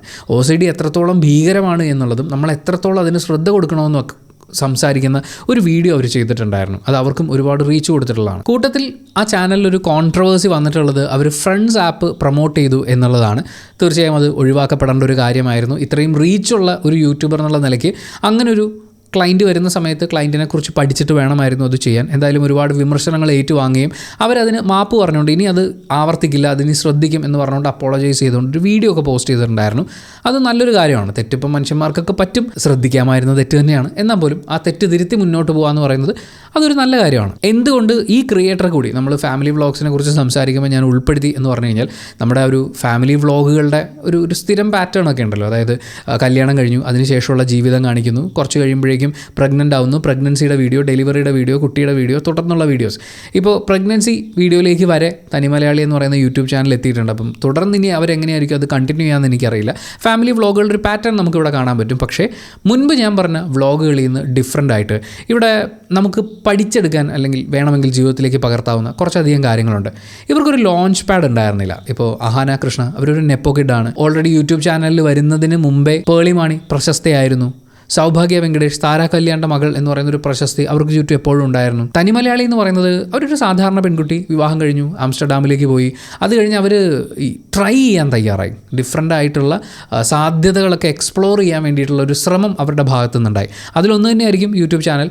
അത് സക്സസ്ഫുൾ ആവുകയും തൻ്റെ കുറവുകൾ എന്തൊക്കെയാണ്, ഇപ്പോൾ ലാംഗ്വേജ് ഒരു ബാരിയർ ആയിട്ടുള്ള ആളുകളുണ്ടാവും, ടെക്നിക്കൽ നോളജ് ബാരിയർ ആയിട്ടുള്ള ആളുകളുണ്ടാവും. അങ്ങനെ എന്ത് തന്നെയാണെങ്കിലും തൻ്റെ കുറവുകൾ എന്തൊക്കെയാണെന്ന് ഐഡൻറ്റിഫൈ ചെയ്ത് അത് തിരുത്തി അതിൽ വർക്ക് ചെയ്ത് അങ്ങനെ മുന്നോട്ട് വരാനുള്ള ഒരു മനസ്സുണ്ടല്ലോ, അത് വളരെ ഇമ്പോർട്ടൻ്റ് ആയിട്ടുള്ളൊരു കാര്യമാണ്. നമ്മളിപ്പോൾ അഹാനയുടെ വീഡിയോ പറഞ്ഞു, അല്ലെങ്കിൽ പേളിയുടെ വീഡിയോ പറഞ്ഞു, ഈ വീഡിയോസൊക്കെ കണ്ടിട്ട് എനിക്കിതുപോലെയൊക്കെ ആവാൻ പറ്റുന്നില്ലല്ലോ എന്ന് നിരാശപ്പെട്ടിരിക്കുന്നതിന് പകരം സ്വന്തം കഴിവുകളും കുറവുകളും തിരിച്ചറിഞ്ഞ് അതിൽ വർക്ക് ചെയ്യാൻ തയ്യാറായാൽ, പുതിയ കാര്യങ്ങൾ പരീക്ഷിക്കാനും പഠിക്കാനും തയ്യാറായി കഴിഞ്ഞാൽ നമുക്ക് എവിടം വരെ പോകാൻ പറ്റും എന്നുള്ളതിനൊരു ഉദാഹരണമായിട്ടാണ് ഞാൻ തനി മലയാളിയെ ഈ ലിസ്റ്റിൽ ആഡ് ചെയ്തിരിക്കുന്നത്. അതിൻ്റെ കൂടെ ഒരിക്കൽ നമ്മളൊരു പബ്ലിസിറ്റിയിലേക്ക് എത്തിക്കഴിഞ്ഞാൽ, ക്വാളിറ്റി കണ്ടൻറ്റൊക്കെ ചെയ്തുകൊണ്ട് ഒരു പബ്ലിസിറ്റി ലെവലിലേക്ക് എത്തിക്കഴിഞ്ഞാൽ, പിന്നീട് അങ്ങോട്ട് തുടർന്നു പോകാൻ നമുക്ക് നെഗറ്റീവ് തംബ്നെയിലുകളുടെയോ നെഗറ്റീവായിട്ടുള്ള കണ്ടൻറ്റിൻ്റെയോ ആവശ്യമില്ല എന്ന്. അതായത് ക്വാളിറ്റി കണ്ടൻറ്റ് ചെയ്തുകൊണ്ടും നിങ്ങൾക്ക് ഇതിൻ്റെ ഒരു യൂട്യൂബ് ചാനലുള്ളതിൻ്റെ, ഒരു ഫാമിലി വ്ളോഗ് ചെയ്യുന്നതിൻ്റെ ബെനിഫിറ്റുകളൊക്കെ അനുഭവിക്കാൻ പറ്റും. അത്രയും പണിയെടുക്കാൻ പറ്റാത്ത ആളുകളാണ് ഈ നെഗറ്റീവായിട്ടുള്ള കണ്ടൻറ്റിലേക്ക് തിരിയുക. ഇനിയാണ് നമ്മൾ ഫാമിലി വ്ളോഗിങ് സ്റ്റൈലിലെ കൊമ്പൻ എന്ന് വിളിക്കുന്ന ആ ഒരു ഫാമിലി വ്ളോഗിങ് സ്റ്റൈലിലേക്ക് വരുന്നത്. ഞാനൊരൊറ്റ യൂട്യൂബ് ചാനലിനെ മാത്രം മുൻനിർത്തിയാണ് സംസാരിക്കുന്നത്. ഒരുപക്ഷേ പേളി മാണിയേക്കാൾ കൂടുതൽ യൂട്യൂബിൽ സബ്സ്ക്രൈബേഴ്സ് ഉള്ള ഒരു യൂട്യൂബ് ചാനലാണിത്. ഫാമിലി വ്ളോഗ് ചെയ്യുന്ന മിക്കവാറും ആളുകൾ ഫോളോ ചെയ്യുന്നൊരു പാറ്റേൺ ആണ് ഇവരും ഫോളോ ചെയ്ത് പോയിട്ടുള്ളത്. അക്കാര്യത്തിൽ സക്സസ്ഫുൾ ആയിട്ടുള്ള ഒരു ഫാമിലിയാണ്. ഡിഫറൻസ് എന്താണെന്ന് വെച്ച് കഴിഞ്ഞാൽ, ഇപ്പം ഇവിടെ ഒരു 2 ആൺപിള്ളേരാണുള്ളത്. അപ്പോൾ കല്യാണത്തിന് ശേഷം വീടുമായിട്ട് അകലുന്നതാണ് ഇവിടെ പോർട്രേ ചെയ്യപ്പെടുന്നത്. ഇപ്പോൾ അവർക്കുള്ളത് ഒരു പെൺകുട്ടിയാണെങ്കിൽ പെൺകുട്ടി ഒളിച്ചോടി പോകുന്നതായിരിക്കും അവിടുത്തെ കണ്ടന്റ് ആയിട്ട് വരിക. ഇതൊക്കെ നമുക്ക് ഡിഫറെൻറ്റ് ഫാമിലി വ്ളോഗ്സിൽ കാണാൻ വേണ്ടിയിട്ട് സാധിക്കും. പ്രവീൺ പ്രണവ് എന്ന് പറയുന്ന യൂട്യൂബ് ചാനലിനെ കുറിച്ചാണ് പറയുന്നത്. നമ്മൾ ഇത്രയും നേരം പറഞ്ഞ ഫാമിലി വ്ളോഗ്സിൽ നമുക്ക് ഒരുപാട് പോസിറ്റീവ് ഹാപ്പി കണ്ടന്റ് ഒക്കെ കാണാൻ കിട്ടും. ഇവരും ഏകദേശം അങ്ങനെയൊക്കെ തന്നെയാണ് സ്റ്റാർട്ട് ചെയ്യുന്നത്. പ്രവീൺ ആൻഡ് പ്രണവ് ബ്രദേഴ്സാണ്. അവർക്ക് അച്ഛനും അമ്മയും ഉണ്ട്. ഒരു ഹാപ്പി ഫാമിലി, മക്കളോട് വളരെ ഫ്രണ്ട്ലി ആയിട്ട് പെരുമാറുന്ന ഫാമിലി. ഇവരാദ്യം ഡാൻസ് വീഡിയോസാണ് ഇട്ടിരുന്നത്. അതിനുശേഷം അമ്മയെ കൂടി ഉൾപ്പെടുത്തിക്കൊണ്ട് പ്രാങ്ക് വീഡിയോ, അച്ഛനെയും കൂടി ഉൾപ്പെടുത്തുന്നു. അങ്ങനെ ഇതൊരു ഫാമിലി വ്ളോഗായിട്ട് പരിണമിക്കുകയാണ് ഉണ്ടായത്. അത് കഴിഞ്ഞ് ആ കുടുംബത്തിലെ മൂത്ത മകന് ഒരു റിലേഷൻഷിപ്പ്, കല്യാണാലോചന വരുന്നു, കല്യാണമാകുന്നു, കല്യാണ പരിപാടി നടക്കുന്നു. ഈ സമയം മുഴുവൻ നമ്മൾ കമൻറ്റ് ബോക്സിലേക്കൊക്കെ നോക്കുകയാണെന്നുണ്ടെങ്കിൽ എന്ത് നല്ല കുടുംബം, ആ കുടുംബത്തിൽ ജനിക്കാൻ പറ്റിയില്ലല്ലോ എന്നുള്ളതായിരുന്നു ആദ്യത്തെ ഇവരുടെ സബ്സ്ക്രൈബേഴ്സിൻ്റെയൊക്കെ ഒരു പരിവേദനമായിട്ട് നമ്മൾ കാണുന്നത്. അതിനുശേഷം നമ്മൾ നോക്കുകയാണെങ്കിൽ ഈ കുടുംബത്തേക്ക് കടന്നു വരുന്നൊരു പെൺകുട്ടി, അവളുടെ മുൻജന്മ സുഹൃതമാണത്. അങ്ങനെ ഒരു വീട് അല്ലെങ്കിൽ അങ്ങനത്തെ ഒരു വീട്ടിലേക്ക് എനിക്ക് കടന്നു ചെല്ലാൻ സാധിച്ചില്ലല്ലോ എന്നൊക്കെ പറയുന്നത് പോലത്തെ ഒരുപാട് വിഷമങ്ങൾ നമുക്ക് കാണാൻ വേണ്ടിയിട്ട് പറ്റും. കമൻറ്റ് ബോക്സിൽ വരുന്ന ഈ കുടുംബത്തിൽ ജനിക്കാൻ പറ്റാത്തതോ കല്യാണം കഴിച്ച് ചെല്ലാൻ പറ്റാത്തതോ ആയിട്ടുള്ള വിഷമങ്ങൾ കാണുമ്പോൾ ഈ സബ്സ്ക്രൈബേഴ്സിനെല്ലാം ആ പ്രദേശത്തെ പഞ്ചായത്ത് കണക്കിലെ തവളയായിട്ടെങ്കിലും മുൻഗണിക്കാൻ സാധിച്ചിരുന്നെങ്കിൽ നമുക്ക് ആശംസിക്കാൻ തോന്നും. കാര്യം അത്രയുമാണ് ഇവർ ഇതിനു വേണ്ടിയിട്ട് ആഗ്രഹിക്കുന്നത്. അങ്ങനെ ഒരു TV സീരിയലിന് ആവശ്യമായ എല്ലാ മെറ്റീരിയൽസും അവിടെ എത്തിക്കഴിഞ്ഞു. അച്ഛനുണ്ട്, അമ്മയുണ്ട്, 2 ആൺമക്കൾ, അതിലൊരാൾ വിവാഹം കഴിക്കുന്നു. അങ്ങനെ വിവാഹം കൂടി കഴിച്ചു കഴിയുമ്പോഴേക്കും ടോട്ടലി ഭയങ്കര ഹാപ്പിനെസ് ഒക്കെയാണ്. അങ്ങോട്ടും ഇങ്ങോട്ടും വാരിക്കോരി പുകഴ്ത്തുന്നു. ചേട്ടത്തി അമ്മയെ സ്വന്തം അമ്മയായി കാണുന്ന അനിയനുണ്ടാവുന്നു. അതുപോലെ അമ്മായി അമ്മയും അമ്മായിശനും ഒക്കെ മരുമകളെ സ്വന്തം മകളെ പോലെ കാണുന്നു, കൊഞ്ചിക്കുന്നു, ലാളിക്കുന്നു. ഇതൊക്കെ നമ്മൾ കണ്ടുകൊണ്ടിരിക്കുകയാണ്. സ്വാഭാവികമായും അവരൊരു ഹണിമൂണിന് പോകുന്നു. ഇത്രയും അധികം ഈ ഫാമിലിയെ സപ്പോർട്ട് ചെയ്യുന്ന ഓഡിയൻസ് ഉള്ളപ്പോൾ എന്തിനാണ് ഭാര്യയും ഭർത്താവും മാത്രമായിട്ട് ഹണിമൂണിന് പോകുന്നത്? അവർ ഫുൾ ഫാമിലിയായിട്ടും ഇതിനും സ്റ്റൈൽ ഒരു ഹണിമൂണിനാണ് പോയത്. ഹണിമൂൺ പോകുന്ന സമയത്തും അതിനെ പുകഴ്ത്തിക്കൊണ്ട് ആളുകളുണ്ടായിരുന്നു. അങ്ങനെ ഒരു വീഡിയോയുടെ താഴെ വന്നൊരു കമൻറ്റ്, ഇത്രയും നല്ല ഫാമിലിക്ക് 1000 ലൈക്ക് കൊടുത്താലും അത് മതിയാവില്ല എന്നൊക്കെയാണ്. ആ കമൻറ്റിന് കിട്ടിയ 1000 ലൈക്ക്. എന്തായാലും ഹണിമൂണും കൂടി കഴിയുമ്പോൾ സംഭവിക്കാനുള്ളത് അവിടെ സംഭവിച്ചു. പ്രഗ്നൻ്റ് ആയി കഴിഞ്ഞപ്പോൾ അത്രയും നാൾ ആ കുടുംബത്തേക്ക് വന്നു കയറിയ പെൺകുട്ടിയുടെ സുഹൃതം എന്നുള്ളത് ആ കുഞ്ഞിൻ്റെ സുഹൃതം എന്നുള്ളതായിട്ട് മാറി. അതായത് കല്യാണം കഴിഞ്ഞ് ഉടനെ കുഞ്ഞുണ്ടാവുന്ന സമയത്ത് അല്ലെങ്കിൽ പ്രഗ്നൻ്റ് ആവുന്ന സമയത്ത് അബോർഷൻ ചെയ്യാൻ പോകുന്ന ആളുകളൊക്കെ കണ്ട് പഠിക്കണം എന്നുള്ള കമൻറ്റ് ബോക്സ് നമുക്ക് കാണാൻ പറ്റും. എന്തിനേറെ പറയുന്നു, ആ കുഞ്ഞ് വയറ്റിൽ കിടന്ന് സന്തോഷം കൊണ്ട് ഡാൻസ് കളിക്കുന്നുണ്ടാവും. ഏത് പ്രഗ്നൻ്റ് ആണെന്ന് അറിഞ്ഞിട്ടേ ഉള്ളൂ, അപ്പം തന്നെ വയറ്റിൽ കിടന്ന് ഡാൻസ് കളിക്കുന്നുണ്ടാവും എന്നുള്ള കമൻറ്റ്സ് അടക്കം ഒരുപാട് പോസിറ്റീവ് കമൻറ്റ്സ് നമ്മളിങ്ങനെ കാണുകയാണ്. അങ്ങനെ സന്തോഷം ഇങ്ങനെ നിറഞ്ഞു തുളുമ്പി നിന്ന് ഡെലിവറി എടുക്കാറായപ്പോഴേക്കും ആ കുടുംബം തെറ്റിപ്പിരിഞ്ഞു ഗൈസ്. നമ്മൾ പ്രേക്ഷകരുടെ മുന്നിലേക്ക് അവരാദ്യം എടുത്തിടുന്നത് ഒരു കയ്യാങ്കളി വീഡിയോ ആണ്. ഈ ഗർഭിണിയായ പെൺകുട്ടി ആക്രമിക്കപ്പെട്ടു എന്ന് വരെ അവരൊരു എക്സ്പ്ലനേഷനായിട്ട് വന്ന് പറയുകയുണ്ടായി. അവിടെ സംഭവിച്ചു എന്നുള്ള രീതിയിൽ ഇവർ പറയുന്നൊക്കെ കേട്ട് കഴിഞ്ഞാൽ അങ്ങോട്ടും ഇങ്ങോട്ടും തമ്മി തല്ലിയ വീട് തലതിരിച്ച് വെച്ചു എന്നുള്ള രീതിയിലൊക്കെയാണ് സംസാരിക്കുന്നത്. ഗർഭിണിയായ പെൺകുട്ടി ആക്രമിക്കപ്പെട്ടു എന്ന് വരെ അവർ ആരോപിക്കുന്നുണ്ട്. എന്തായാലും വീഡിയോ അവർ മുക്കിയിരിക്കുകയാണ്. അപ്പോൾ അതിനെക്കുറിച്ച് നമുക്ക് കൂടുതൽ ആധികാരികമായി ഇപ്പോൾ പറയാൻ മെറ്റീരിയലൊന്നുമില്ല. എന്തായാലും അങ്ങനെ ഈ വഴക്ക് അതിശക്തമായി നടക്കുകയും ഭാര്യയും കൂട്ടി മൂത്ത മകൻ വീട് വിട്ടിറങ്ങുകയും ചെയ്തു. അങ്ങനെ കോൺഗ്രസിൽ ഗ്രൂപ്പുകൾ ഉണ്ടായതുപോലെ ഇവരുടെ ഫാൻസിൻ്റെ ഇടയിലും കൃത്യമായൊരു വേർതിരിവുണ്ടായി. ചേട്ടൻ്റെ ഫാൻസും അനിയൻ്റെ ഫാൻസുമായിട്ട് സബ്സ്ക്രൈബേഴ്സ് 2 വഴിക്ക് തിരിഞ്ഞു. അങ്ങനെ കുറച്ച് നാൾ കഴിഞ്ഞപ്പോൾ ഇതിൻ്റെ ഇടയിൽ വീഡിയോ ഒക്കെ ചെയ്യുന്നുണ്ട്, അങ്ങോട്ടും ഇങ്ങോട്ടും ആരോപണങ്ങളും പ്രത്യാരോപണങ്ങളും ഒക്കെ ഉണ്ടാവുന്നുണ്ട്. എന്തായാലും കുറച്ച് കാലത്തെ ഈ വഴക്കുകളെക്കുറിച്ച് സംസാരിക്കുന്ന വീഡിയോസിൻ്റെ റീച്ചും കാര്യങ്ങളൊക്കെ കഴിഞ്ഞപ്പോഴേക്കും അവരൊരു ഫോർച്യൂണർ വാങ്ങിച്ച് വഴക്ക് തീർത്തു. സ്വാഭാവികമായും ഇതൊരു സ്കാമായിട്ട് കൂടുതൽ ആൾക്കാരും കണ്ടു. ഇത് നാട്ടുകാരെ മുഴുവൻ പറ്റിക്കാൻ വേണ്ടി പറ്റിക്കുക എന്നുള്ള വാക്ക് എനിക്ക് ഏറ്റവും സഭ്യമായി പറയാൻ പറ്റുന്നൊരു വാക്കാണ്. എന്തായാലും അങ്ങനെ പറ്റിക്കാൻ വേണ്ടി ചെയ്ത പരിപാടിയാണ് എന്നൊക്കെ പറഞ്ഞുകൊണ്ട് ഒരുപാട് വിമർശനങ്ങൾ വന്നപ്പോൾ സ്വാഭാവികമായും അവരൊരു എക്സ്പ്ലനേഷൻ വീഡിയോ ചെയ്തു. ആ വീഡിയോയിൽ പറയുന്ന കണ്ടൻറ്റാണ് ഈ കൈൻഡ് ഓഫ് ഫാമിലി വ്ളോഗുകളുടെ കാര്യത്തിൽ നമ്മൾ ശ്രദ്ധിക്കേണ്ടത് എന്തൊക്കെയാണെന്ന് ചൂണ്ടിക്കാണിച്ചു വരുന്നത്. ഡയലോഗുകൾ പോകുന്നത് ഇങ്ങനെയാണ്: ഫാമിലി ഇഷ്യൂ കണ്ടന്റ് ആക്കി ഇട്ടിട്ട് അരി വാങ്ങേണ്ട ഗതികേട് നമുക്കില്ല. നെഗറ്റീവ് വ്യൂസ് കിട്ടണം എന്നാഗ്രഹിക്കുന്ന വ്യക്തികളല്ല നമ്മൾ ആരും. അങ്ങനെ ആഗ്രഹിക്കുന്ന ആൾക്കാരുണ്ട്, പക്ഷേ നമ്മൾ അങ്ങനെയല്ല. കാരണം നമുക്കെന്നും ഒരു ആവറേജ് വ്യൂസ് ഉണ്ട് എന്നാണ് അവരാദ്യം പറയുന്നത്. മാത്രമല്ല, ഭാര്യയുടെ സൈഡിൽ നിന്നപ്പോൾ സബ്സ്ക്രൈബേഴ്സ് പെൺകോന്തൻ എന്ന് വിളിച്ചു. ഇപ്പോൾ വീട്ടുകാരുമായി രമ്യമായി പോകാമെന്ന് തീരുമാനിക്കുമ്പോഴേക്കും തെറിവിളിയാണ് കേൾക്കുന്നത്. നമ്മളെ കണ്ടൻ്റാക്കി റിയാക്ഷൻ വീഡിയോ ഇട്ട് എത്രയോ ആൾക്കാർ ജീവിക്കുന്നു. അവരുണ്ടാക്കട്ടെ പൈസ. എല്ലാ വീഡിയോയും മോണറ്റൈസേഷൻ ഓണാക്കിയാണ് ഇടുന്നത്, ഈ വീഡിയോയും മോണറ്റൈസേഷൻ ഓണാക്കിയാണ് ഇടുന്നത്. പക്ഷേ കുടുംബ വഴക്ക് ഫാമിലി ഇഷ്യൂ വീഡിയോ ആക്കി ഇട്ടിട്ട് അരി വാങ്ങിക്കേണ്ട ഗതികേട് നമുക്കില്ല. അത് നോട്ട് ചെയ്യണം കേട്ടോ. നമ്മുടെ വീഡിയോ ഒക്കെ ഓർഗാനിക്കാണ്. മിസ്ലീഡിംഗ് ആയ തംബ്നെയിൽ ഇട്ടിട്ടേ ഇല്ല. ശരിയാണ്, അവർ ഓരോ കുഞ്ഞു കുഞ്ഞു കാര്യങ്ങളുണ്ടാകുമ്പോഴും വളരെ സത്യസന്ധമായിട്ടാണ് തംബ്നെയിലുകൾ ഇട്ടിട്ടുള്ളത്. അവരുടെ ഏറ്റവും പോപ്പുലർ ആയിട്ടുള്ളൊരു വീഡിയോ എടുത്ത് നോക്കിക്കഴിഞ്ഞാലും അമ്മ ഞെട്ടി, സഹോദരന്മാർ തമ്മിത്തല്ലി എന്നൊക്കെ പറയുന്ന വളരെ ഓർഗാനിക് ആയിട്ടുള്ള വളരെ സത്യസന്ധമായിട്ടുള്ള തംബ്നെയിലുകളാണ് അവർ യൂസ് ചെയ്യുന്നത്. ഏത് രീതിയിലും പൈസ ഉണ്ടാക്കാം എന്ന മെൻറ്റാലിറ്റി എനിക്കില്ല. ബെറ്റിംഗ് പ്രൊമോഷൻ ഒരിക്കൽ ചെയ്തു, തെറ്റാണെന്ന് മനസ്സിലായ ശേഷം പിന്നീട് 2 കൊല്ലമായി അത് ചെയ്തിട്ടില്ല എന്നാണ് പ്രവീൺ പറയുന്നത്. ചെയ്തിട്ടില്ലെങ്കിൽ നല്ലൊരു സാമൂഹ്യ പ്രവർത്തന മാതൃകയാണത്. ഞങ്ങളുടെ സന്തോഷത്തിൽ, അതായത് ഇവർ ഈ ഫോർച്യൂണറൊക്കെ വാങ്ങിച്ചല്ലോ, ഞങ്ങളുടെ സന്തോഷത്തിൽ നിങ്ങൾക്ക് അസൂയ തോന്നുന്നുണ്ടെങ്കിൽ അത് നിങ്ങളുടെ പ്രോബ്ലമാണ് എന്നാണ് അവർ പറയുന്നത്. ഡിയർ സബ്സ്ക്രൈബേഴ്സ്, നിങ്ങൾ 2 കൂട്ടമായി പിരിഞ്ഞ് അങ്ങോട്ടും ഇങ്ങോട്ടും തമ്മി തല്ലി അവർക്ക് വ്യൂസൊക്കെ ഒരുപാട് കൊടുത്ത് അങ്ങനെ അവരൊരു ഫോർച്യൂണർ വാങ്ങിച്ചു, അങ്ങനെ അവർ വളർന്നു. അതിൽ നിങ്ങൾ അസൂയ തോന്നിയിട്ട് കാര്യമില്ല. നമ്മളുടെ പേഴ്സണൽ ലൈഫാണ് നമ്മൾ കാണിക്കുന്നത് എന്നൊക്കെ അവർ പറയുന്നുണ്ട്. ഇദ്ദേഹം ഈ പറഞ്ഞ കാര്യങ്ങളുണ്ടല്ലോ, ഇതിൽ ഞങ്ങൾ ചെയ്തിട്ടില്ല, ഞങ്ങളിങ്ങനെയല്ല, നിങ്ങളുടെ കുഴപ്പമാണ് എന്ന് പറഞ്ഞ കാര്യങ്ങൾ, ഇതൊക്കെ നേരെ ഓപ്പോസിറ്റ് വായിച്ചു കഴിഞ്ഞാൽ എന്താണോ നിങ്ങൾക്ക് ഫീൽ ചെയ്യുന്നത് അതാണ് ഈ ഒരു പാറ്റേൺ ഫോളോ ചെയ്യുന്ന ഫാമിലി വ്ളോഗുകളെ കുറിച്ച് പറയാനുള്ളത്. ഫാമിലി ഇഷ്യൂസ് വിറ്റ് പണം ഉണ്ടാക്കുക, അത്രയും നെഗറ്റീവായിട്ടുള്ള കോണ്ടൻറ്റ്, അതിൻ്റെ റീച്ച്, ഇതൊക്കെ തിരിച്ചറിഞ്ഞുകൊണ്ട് അത്തരം കോണ്ടൻറ്റിൽ ഫോക്കസ് ചെയ്യുക എന്നുള്ളതാണ് ഇത്തരം ഫാമിലി വ്ളോഗുകൾ ചെയ്യുന്നത്. ആദ്യം രാവിലെ എണീക്കുന്നതും അതുപോലെ വല്ല അമ്പലത്തിൽ പോകുന്നതോ അല്ലെങ്കിൽ സ്കൂളിൽ പോകുന്നതും കോളേജിൽ പോകുന്നതും ഭക്ഷണം ഉണ്ടാക്കി കഴിക്കുന്നതൊക്കെ ആയിരിക്കും ഫാമിലി വ്ളോഗുകളായിട്ട് വരിക. ചെറിയൊരു റീച്ച് ഉണ്ടാവും, പക്ഷെ അങ്ങോട്ട് ശരിയാവുന്നില്ല. അങ്ങനെ വരുമ്പോഴേക്കും ഒരു തമ്മിത്തല്ലായിരിക്കും. ഒന്നെങ്കിൽ ചെറിയൊരു വഴക്കായിരിക്കും ഉണ്ടാവുക, അല്ലെങ്കിൽ വീട്ടിൽ നിന്ന് ഇറക്കി വിടുന്നതായിരിക്കും, ചിലപ്പോൾ ഒരു കൂട്ടത്തല്ല് വരെ ഉണ്ടാവും. അങ്ങനെ അവർക്കൊരു റീച്ച് കിട്ടുന്നു. ആ റീച്ചിന് ശേഷം തല്ലിനെക്കുറിച്ച് എക്സ്പ്ലനേഷൻ വീഡിയോസ് ഉണ്ടാകുന്നു. ഒരാൾ മറ്റേ ആളെ കുറ്റം പറയുന്നു, ആ കുറ്റം പറച്ചിലിന് മറുപടി കൊടുക്കുന്നു. അങ്ങനെ അതിങ്ങനെ നീണ്ടും നിവർന്നും മുന്നോട്ട് പോകും. കുറച്ച് ആൾ കഴിയുമ്പോൾ അവർ ഈ പ്രശ്നമൊക്കെ സോൾവ് ആക്കിയിട്ട് കുടുംബമല്ലേ, അപ്പോൾ അങ്ങ് സെറ്റായി എന്ന് നാട്ടുകാരെയും ബോധിപ്പിക്കും. പക്ഷേ ഇവിടെ ഇത് കൺസ്യൂം ചെയ്തുകൊണ്ടിരിക്കുന്ന കാഴ്ചക്കാരെന്ന് പറയുന്നത് അവരുടെ മെൻ്റൽ ഹെൽത്ത് വളരെ മോശം അവസ്ഥയിലേക്കാണ് പോയിക്കൊണ്ടിരിക്കുന്നത്. കാരണം നമ്മൾ ഇത്തരം നെഗറ്റീവായിട്ടുള്ള വീഡിയോസ്, ഇപ്പം ഈ ഒരു ഫാമിലി വ്ളോഗ് ഫോളോ ചെയ്യുകയാണെങ്കിൽ സിമിലർ ആയിട്ടുള്ള ഫാമിലി വ്ളോഗ്സ് യൂട്യൂബ് നമുക്ക് സജസ്റ്റ് ചെയ്യും. 1 കണ്ടു, 2 കണ്ടു, 3 കണ്ടു. ഇവരുടെ കമൻസിൽ തന്നെ നമുക്ക് കാണാൻ പറ്റും പല ആളുകളും കമൻറ്റ് ചെയ്യുന്നത്. ഇപ്പോൾ ഇതൊരു സീരിയൽ പോലെ ആയി കഴിഞ്ഞു. ഇത് കാണാതെ ഒരു ദിവസം മുന്നോട്ട് പോകുന്നതിനെക്കുറിച്ച് ചിന്തിക്കാൻ പറ്റുന്നില്ല. ഈ സ്റ്റിറോയിഡ്സ് അടിച്ചിട്ടുള്ള സീരിയൽ എന്ന് പറയില്ലേ, അതാണ് ശരിക്കും ഫാമിലി വ്ളോഗുകളിൽ സംഭവിക്കുന്നത്.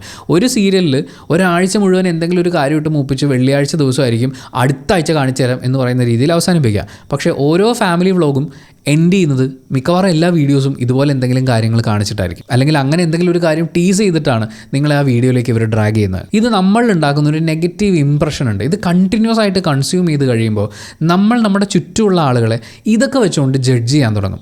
ഇപ്പോൾ ഒരു ഫാമിലിയെ നമുക്കറിയാവുന്ന ഒരു ഫാമിലി പോട്ടെ, നമ്മുടെ ഫാമിലി മെമ്പേഴ്സ്, അവരൊക്കെ നമ്മൾ ഇതൊക്കെ വെച്ചുകൊണ്ട് ജഡ്ജ് ചെയ്യാൻ തുടങ്ങും. ഒരു വലിയ ഉദാഹരണം എന്ന് പറയുന്നത് സന്തോഷത്തിൻ്റെ പരകോടിയായിട്ട് നിന്നിരുന്ന ഒരു ഒടുക്കത്തെ സ്നേഹമായിരുന്ന ആ കുടുംബത്തിൽ ഈ കയ്യാങ്കളി വന്ന സമയത്ത് ആ വീഡിയോയിൽ ഈ ഗർഭിണിയായ പെൺകുട്ടി പറയുന്ന കാര്യം, വയറ്റി ചവിട്ടാൻ നോക്കി, ഞാൻ വീണ് കിടന്നപ്പോൾ തിരിഞ്ഞു നോക്കിയില്ല, എൻ്റെ ഭർത്താവിനെ കയ്യേറ്റം ചെയ്തു എന്നൊക്കെയാണ്. അത്രയും നാൾ സ്നേഹത്തിൻ്റെ മൂർത്തി രൂപമായി കണ്ടിരുന്ന ആളുകളെക്കുറിച്ച്, എൻ്റെ സഹോദരൻ ഒരു മദ്യപാനിയാണ്, അച്ഛൻ ലഹരി മരുന്ന് ഉപയോഗിക്കുന്ന ആളാണ്. ഗർഭിണിയായ പെൺകുട്ടി പറയുന്നത്, എനിക്ക് ഈ വീട്ടിലൊരു ഫ്രീഡം ഇല്ല, എന്നെ ഇന്നേ വരെ ഫാമിലി മെമ്പറായിട്ട് കണ്ടിട്ടില്ല, പിന്നെ ഇവരെങ്ങനെയാണ് ഹണിമൂണിന് ഫുൾ ഫാമിലി പോയത്, അല്ലെങ്കിൽ അതിന് മുമ്പ് ഒരു കുടുംബം പോലെയാണ്, അല്ലെങ്കിൽ സ്വന്തം ചേച്ചിയാണ് എന്നൊക്കെ പറയുന്നത്. അങ്ങനത്തെ ഡയലോഗുകളൊക്കെ എവിടെ നിന്നാണ് വന്നത്? ഇത്രയും സ്നേഹമുള്ള ആളുകൾ വീണപ്പോൾ തിരിഞ്ഞു നോക്കിയില്ല എന്നാണ് പറയുന്നത്. ഒരു ഗർഭിണിക്ക് നേരെ ചവിട്ടി കാല് പൊക്കി എന്ന് പറയുമ്പോൾ അത് ഏത് മൈൻഡ് സെറ്റിൽ നിന്നായിരിക്കും സംഭവിച്ചിട്ടുണ്ടാവുക? ഇനി ആ പറഞ്ഞതൊക്കെ ഒരു വികാരത്തിൻ്റെ പുറത്ത് പറഞ്ഞതാണെങ്കിൽ, ചെറിയൊരു വഴക്കുണ്ടാവുന്ന സമയത്ത് ഇത്രയുമൊക്കെ ആരോപണങ്ങൾ സ്വന്തം വീട്ടുകാരെ കുറിച്ച് വിളിച്ചു പറയുന്ന ഇതാണോ സ്നേഹമുള്ള ഫാമിലി എന്ന് പറയുന്നത്? ഇതാണോ ഇത്രയും നാൾ മാതൃകയാണ്, അല്ലെങ്കിൽ ആ വീട്ടിലെ പട്ടിക്കുഞ്ഞായിട്ടെങ്കിലും ജനിച്ചാൽ മതി എന്ന് പറയുന്ന രീതിയിൽ ആരാധകർ ആഗ്രഹിച്ചിരുന്നത്? നിങ്ങൾ ശരിക്കും ഇതിനെ ഒരു കോമഡി ആയിട്ട് കണ്ട്, അല്ലെങ്കിൽ ഇതുപോലുള്ള കാര്യങ്ങളൊക്കെ കാണുമ്പോൾ അതുമായി റിലേറ്റ് ചെയ്തിട്ടുള്ള കോമഡി ട്രോള് വീഡിയോസൊക്കെ കാണാൻ വേണ്ടി ആ രീതിയിൽ ഇതിനെ നോക്കി കാണുന്നിടത്ത് കുഴപ്പമൊന്നുമില്ല. പക്ഷേ ഇതിനെ ഒരു മാതൃകയായി കാണുന്നിടത്താണ് കുഴപ്പം. ഒരു വീട്ടിലെ അച്ഛൻ എന്ന് പറഞ്ഞാൽ ഇങ്ങനെയായിരിക്കണം, അമ്മ എന്ന് പറഞ്ഞാൽ ഇങ്ങനെയായിരിക്കണം, കല്യാണം കഴിഞ്ഞ് വരുന്നൊരു പെൺകുട്ടി ഇങ്ങനെയായിരിക്കണം, ആ കുടുംബത്തിൽ ഒരു പെൺകുട്ടി ഉണ്ടെങ്കിൽ അവൾ ഇങ്ങനെയായിരിക്കണം ജീവിക്കേണ്ടത്, ഇന്ന കാര്യങ്ങളൊക്കെ ചെയ്യുന്നവരാണ് ഒരു നല്ല ഭാര്യയായിട്ട് വരുന്നത് എന്നൊക്കെ പോലെയുള്ള വളരെ അൺറിയലിസ്റ്റിക് ആയിട്ടുള്ള, അല്ലെങ്കിൽ വളരെ ടോക്സിക് ആയിട്ടുള്ള കുറേ ഇമേജസ് ഇവർ ക്രിയേറ്റ് ചെയ്ത് വെക്കുന്നുണ്ട്. ഫാമിലി വ്ളോഗ് ചെയ്യുന്ന ഒരു ഫാമിലിയൊക്കെ സംബന്ധിച്ച് അത്യാവശ്യം വ്യൂസൊക്കെ ഉണ്ടെങ്കിൽ ആ കുടുംബത്തിൽ വേറെ ആരും പണിക്ക് പോയിട്ടില്ലെങ്കിലും ജീവിക്കാനുള്ള വരുമാനം അതിൽ നിന്ന് കിട്ടും. അപ്പോൾ പിന്നെ ഫോക്കസ് വരുന്നത് മുഴുവൻ കണ്ടൻറ്റിലായിരിക്കും. കണ്ടൻറ്റിൽ ഫോക്കസ് ചെയ്ത് മുന്നോട്ട് പോകുമ്പോൾ വരുമാനം കൂടണമെന്ന് വരുമ്പോൾ സ്വാഭാവികമായും അവരവിടെ കുറച്ച് വിവാദം ഉണ്ടാകുന്ന വിഷയങ്ങൾ എടുത്തിടും. ഈ ലൈഫുമായിട്ടാണ്, അതായത് കണ്ടൻറ്റിന് ഇമ്പോർട്ടൻസ് കൊടുത്ത് മുന്നോട്ട് പോയിക്കൊണ്ടിരിക്കുന്ന ഒരു ലൈഫിനെയാണ് മറ്റു പല കാര്യങ്ങളും ചെയ്യാനുള്ള നമ്മുടെ ജീവിതമൊക്കെ ആയിട്ട് പല ആളുകളും അവനവനിരുന്ന് കമ്പയർ ചെയ്യുന്നത്. ഏറ്റവും സിമ്പിളായിട്ടുള്ള കാര്യം, സ്വന്തമായി ഒരു ക്വാളിറ്റി ലൈഫ് ഉറപ്പാക്കാൻ വേണ്ടി ചെയ്യേണ്ട കുറച്ച് കാര്യങ്ങളുണ്ട്.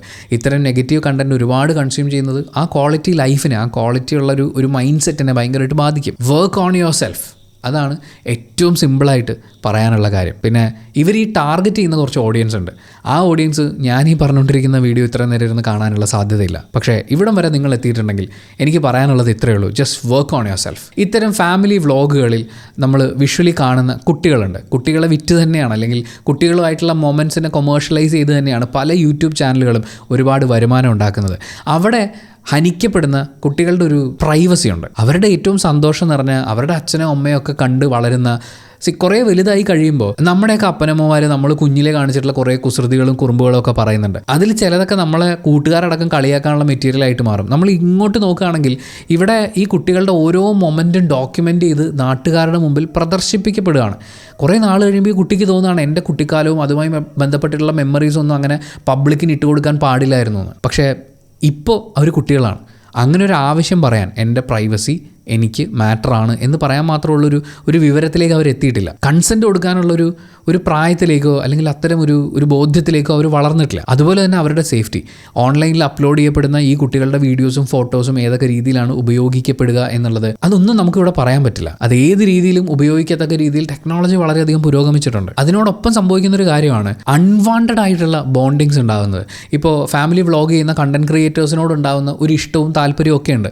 അവരൊരു കുഞ്ഞിനെ സ്ക്രീനിൽ കാണിക്കുമ്പോൾ സ്വന്തം കുഞ്ഞിനെ പോലെയാണ് ബാക്കി പല ആളുകളും അതിനെ നോക്കി കാണുന്നത്. ഈ സ്ക്രീനിൽ വരുന്ന ആളുകൾക്ക് വീഡിയോ കാണുന്ന ആളുകളോട് തിരിച്ചങ്ങനെ ഒരു ബോണ്ടിങ് ഇല്ല. പറയുമ്പോൾ പറയും നമ്മുടെ ചാനലാണ്, നിങ്ങളുടെ ചാനലാണ്, നമ്മളൊക്കെ ബന്ധുക്കളാണ്, അമ്മാവ അളിയ എന്നൊക്കെ വിളിക്കും. പക്ഷേ ഈ പറയുന്ന കാര്യങ്ങളൊന്നും തിരിച്ച് എത്ര പേരോടെന്ന് പറഞ്ഞ് കാണിക്കും. 4 മില്യൺ ഫോളോവേഴ്സ് ഉള്ള ഒരാൾ ഈ 4 മില്യൺ ആളുകളെയും വഴി വെച്ച് കാണുമ്പോൾ സ്വന്തം കുഞ്ഞിനെ കയ്യിലേക്ക് വെച്ച് കൊടുക്കുന്ന രീതിയിൽ അത്രയും ക്ലോസ് ആയിട്ടാണോ കാണുന്നത്? അല്ല, ഒരിക്കലും അങ്ങനെ സംഭവിക്കില്ല. അപ്പോൾ അൺവാണ്ടഡ് ആയിട്ടുള്ള ഒരു ബോണ്ട് ക്രിയേറ്റ് ചെയ്ത് അവരുടെ പേഴ്സണൽ വിഷയങ്ങളെ തങ്ങളുടെ പേഴ്സണൽ വിഷയങ്ങളായി കണ്ടുകൊണ്ട് തൻ്റെ പേഴ്സണൽ ആയിട്ടുള്ള പ്രയോറിറ്റീസിനെ മാറ്റി വെച്ചുകൊണ്ട് അതിന് ഇമ്പോർട്ടൻസ് കൊടുക്കുക. ഇവിടെ ഈ ഫാമിലി വ്ളോഗേഴ്സ് തമ്മിലുള്ള ഇഷ്യൂസൊക്കെ ഉണ്ടാകുന്ന സമയത്ത് അതിൻ്റെ പേരിൽ തമ്മിത്തല്ലി പിരിയുന്ന സുഹൃത്തുക്കളും ബന്ധുക്കളും വരെയുണ്ട്. അത്തരമൊരു അവസ്ഥയിലേക്ക് പോകാതിരിക്കുക. ഇതൊന്നും നമ്മുടെ വ്യക്തിബന്ധങ്ങളെയും നമ്മുടെ ബൗദ്ധിക നിലവാരത്തിനെയും ബാധിക്കാതിരിക്കുക എന്നുള്ളതാണ് ഏറ്റവും പ്രധാനപ്പെട്ട കാര്യം. തീർച്ചയായും ഇതിൽ നിന്ന് മോട്ടിവേഷൻ എടുക്കാനുണ്ടെങ്കിൽ, ഇൻസ്പിറേഷൻസ് എടുക്കാനുണ്ടെങ്കിൽ തീർച്ചയായും എടുക്കാവുന്നതാണ്. നമ്മുടെ ക്വാളിറ്റി ഓഫ് ലൈഫ് അല്ലെങ്കിൽ ലൈഫിൻ്റെ സ്റ്റാൻഡേർഡ് ഉയർത്താൻ വേണ്ടിയിട്ട് നമുക്ക് എടുക്കാവുന്ന കാര്യങ്ങളൊക്കെ ഉൾപ്പെടുത്താവുന്നതാണ്. ഇനി അതുമല്ല, സന്തോഷമായിട്ട് ജീവിക്കുന്ന കുറച്ച് ആൾക്കാരെ കാണുമ്പോൾ എനിക്കൊരു സന്തോഷമാണ് എന്ന് വിചാരിച്ച് കാണുകയാണെന്നുണ്ടെങ്കിൽ, അല്ലെങ്കിൽ നമുക്ക് ഇഷ്ടമുള്ളൊരു സെലിബ്രിറ്റിയാണ്, അവർ നന്നായിട്ടാണ് ജീവിക്കുന്നതെന്ന് അറിയുമ്പോൾ മനസ്സിനൊരു കുളിർമയാണ്. അങ്ങനെയൊക്കെയാണെങ്കിൽ നമുക്ക് ഇത്തരം കണ്ടൻറ്റൊക്കെ കൺസ്യൂം ചെയ്യാം. അതിനപ്പുറത്തേക്ക് ഈ നെഗറ്റിവിറ്റിക്ക് പിന്നാലെയുള്ള അൺവാണ്ടഡ് ആയിട്ടുള്ള അൺറിയലിസ്റ്റിക് ആയിട്ടുള്ള സ്റ്റാൻഡേർഡ്സും ബോണ്ടിങ്ങും ഇതൊന്നും നമുക്ക് ആവശ്യമില്ല. ഓഫ്ലൈനായിട്ട് നമുക്കിനിയും ഒരുപാട് ജീവിതം ബാക്കിയുണ്ട്. അപ്പോൾ ശരി, ഞാൻ ഈ വീഡിയോയുടെ തുടക്കത്തിൽ പറഞ്ഞ ഹെൽത്ത് ഇൻഷുറൻസ് ഇല്ലേ, അതൊന്നുകൂടി ഓർമ്മിപ്പിക്കുകയാണ്. ഇന്ത്യയിൽ ഇപ്പോൾ അവൈലബിൾ ആയിട്ടുള്ള ലീഡിംഗ് കമ്പനികളുടെ ഇൻഷുറൻസ് പ്ലാൻസ് കമ്പയർ ചെയ്ത് നോക്കി നിങ്ങളുടെ ആവശ്യത്തിനും ഇഷ്ടത്തിനും അനുസരിച്ചുള്ള ഇൻഷുറൻസ് പോളിസി 25% ഡിസ്കൗണ്ടോടുകൂടി നേടിയെടുക്കാനുള്ള ലിങ്കാണിത്. ലിങ്ക് ക്ലിക്ക് ചെയ്യേണ്ടതാണെങ്കിൽ ഇപ്പോൾ സ്ക്രീനിൽ കാണുന്ന QR കോഡ് സ്കാൻ ചെയ്യുകയാണെങ്കിലും ഇൻഷുറൻസ് എടുക്കാം. സോ എല്ലാവരും ചെക്ക് ചെയ്ത് നോക്കുക. അപ്പോൾ thank you so much for watching this video. Video ഇഷ്ടപ്പെട്ടാൽ മാത്രം ലൈക്ക് ചെയ്യുക. ഇഷ്ടപ്പെട്ടിട്ടില്ലെങ്കിൽ എന്തുകൊണ്ട് ഇഷ്ടപ്പെട്ടില്ല എന്ന് കമൻറ്റ് ചെയ്യുക. ചാനൽ സബ്സ്ക്രൈബ് ചെയ്യുന്ന കാര്യം വീഡിയോ കൊണ്ട് എന്തെങ്കിലും ഉപകാരം ഉണ്ടായെന്ന് നിങ്ങൾക്ക് തോന്നിയാൽ മാത്രം പരിഗണിക്കുക.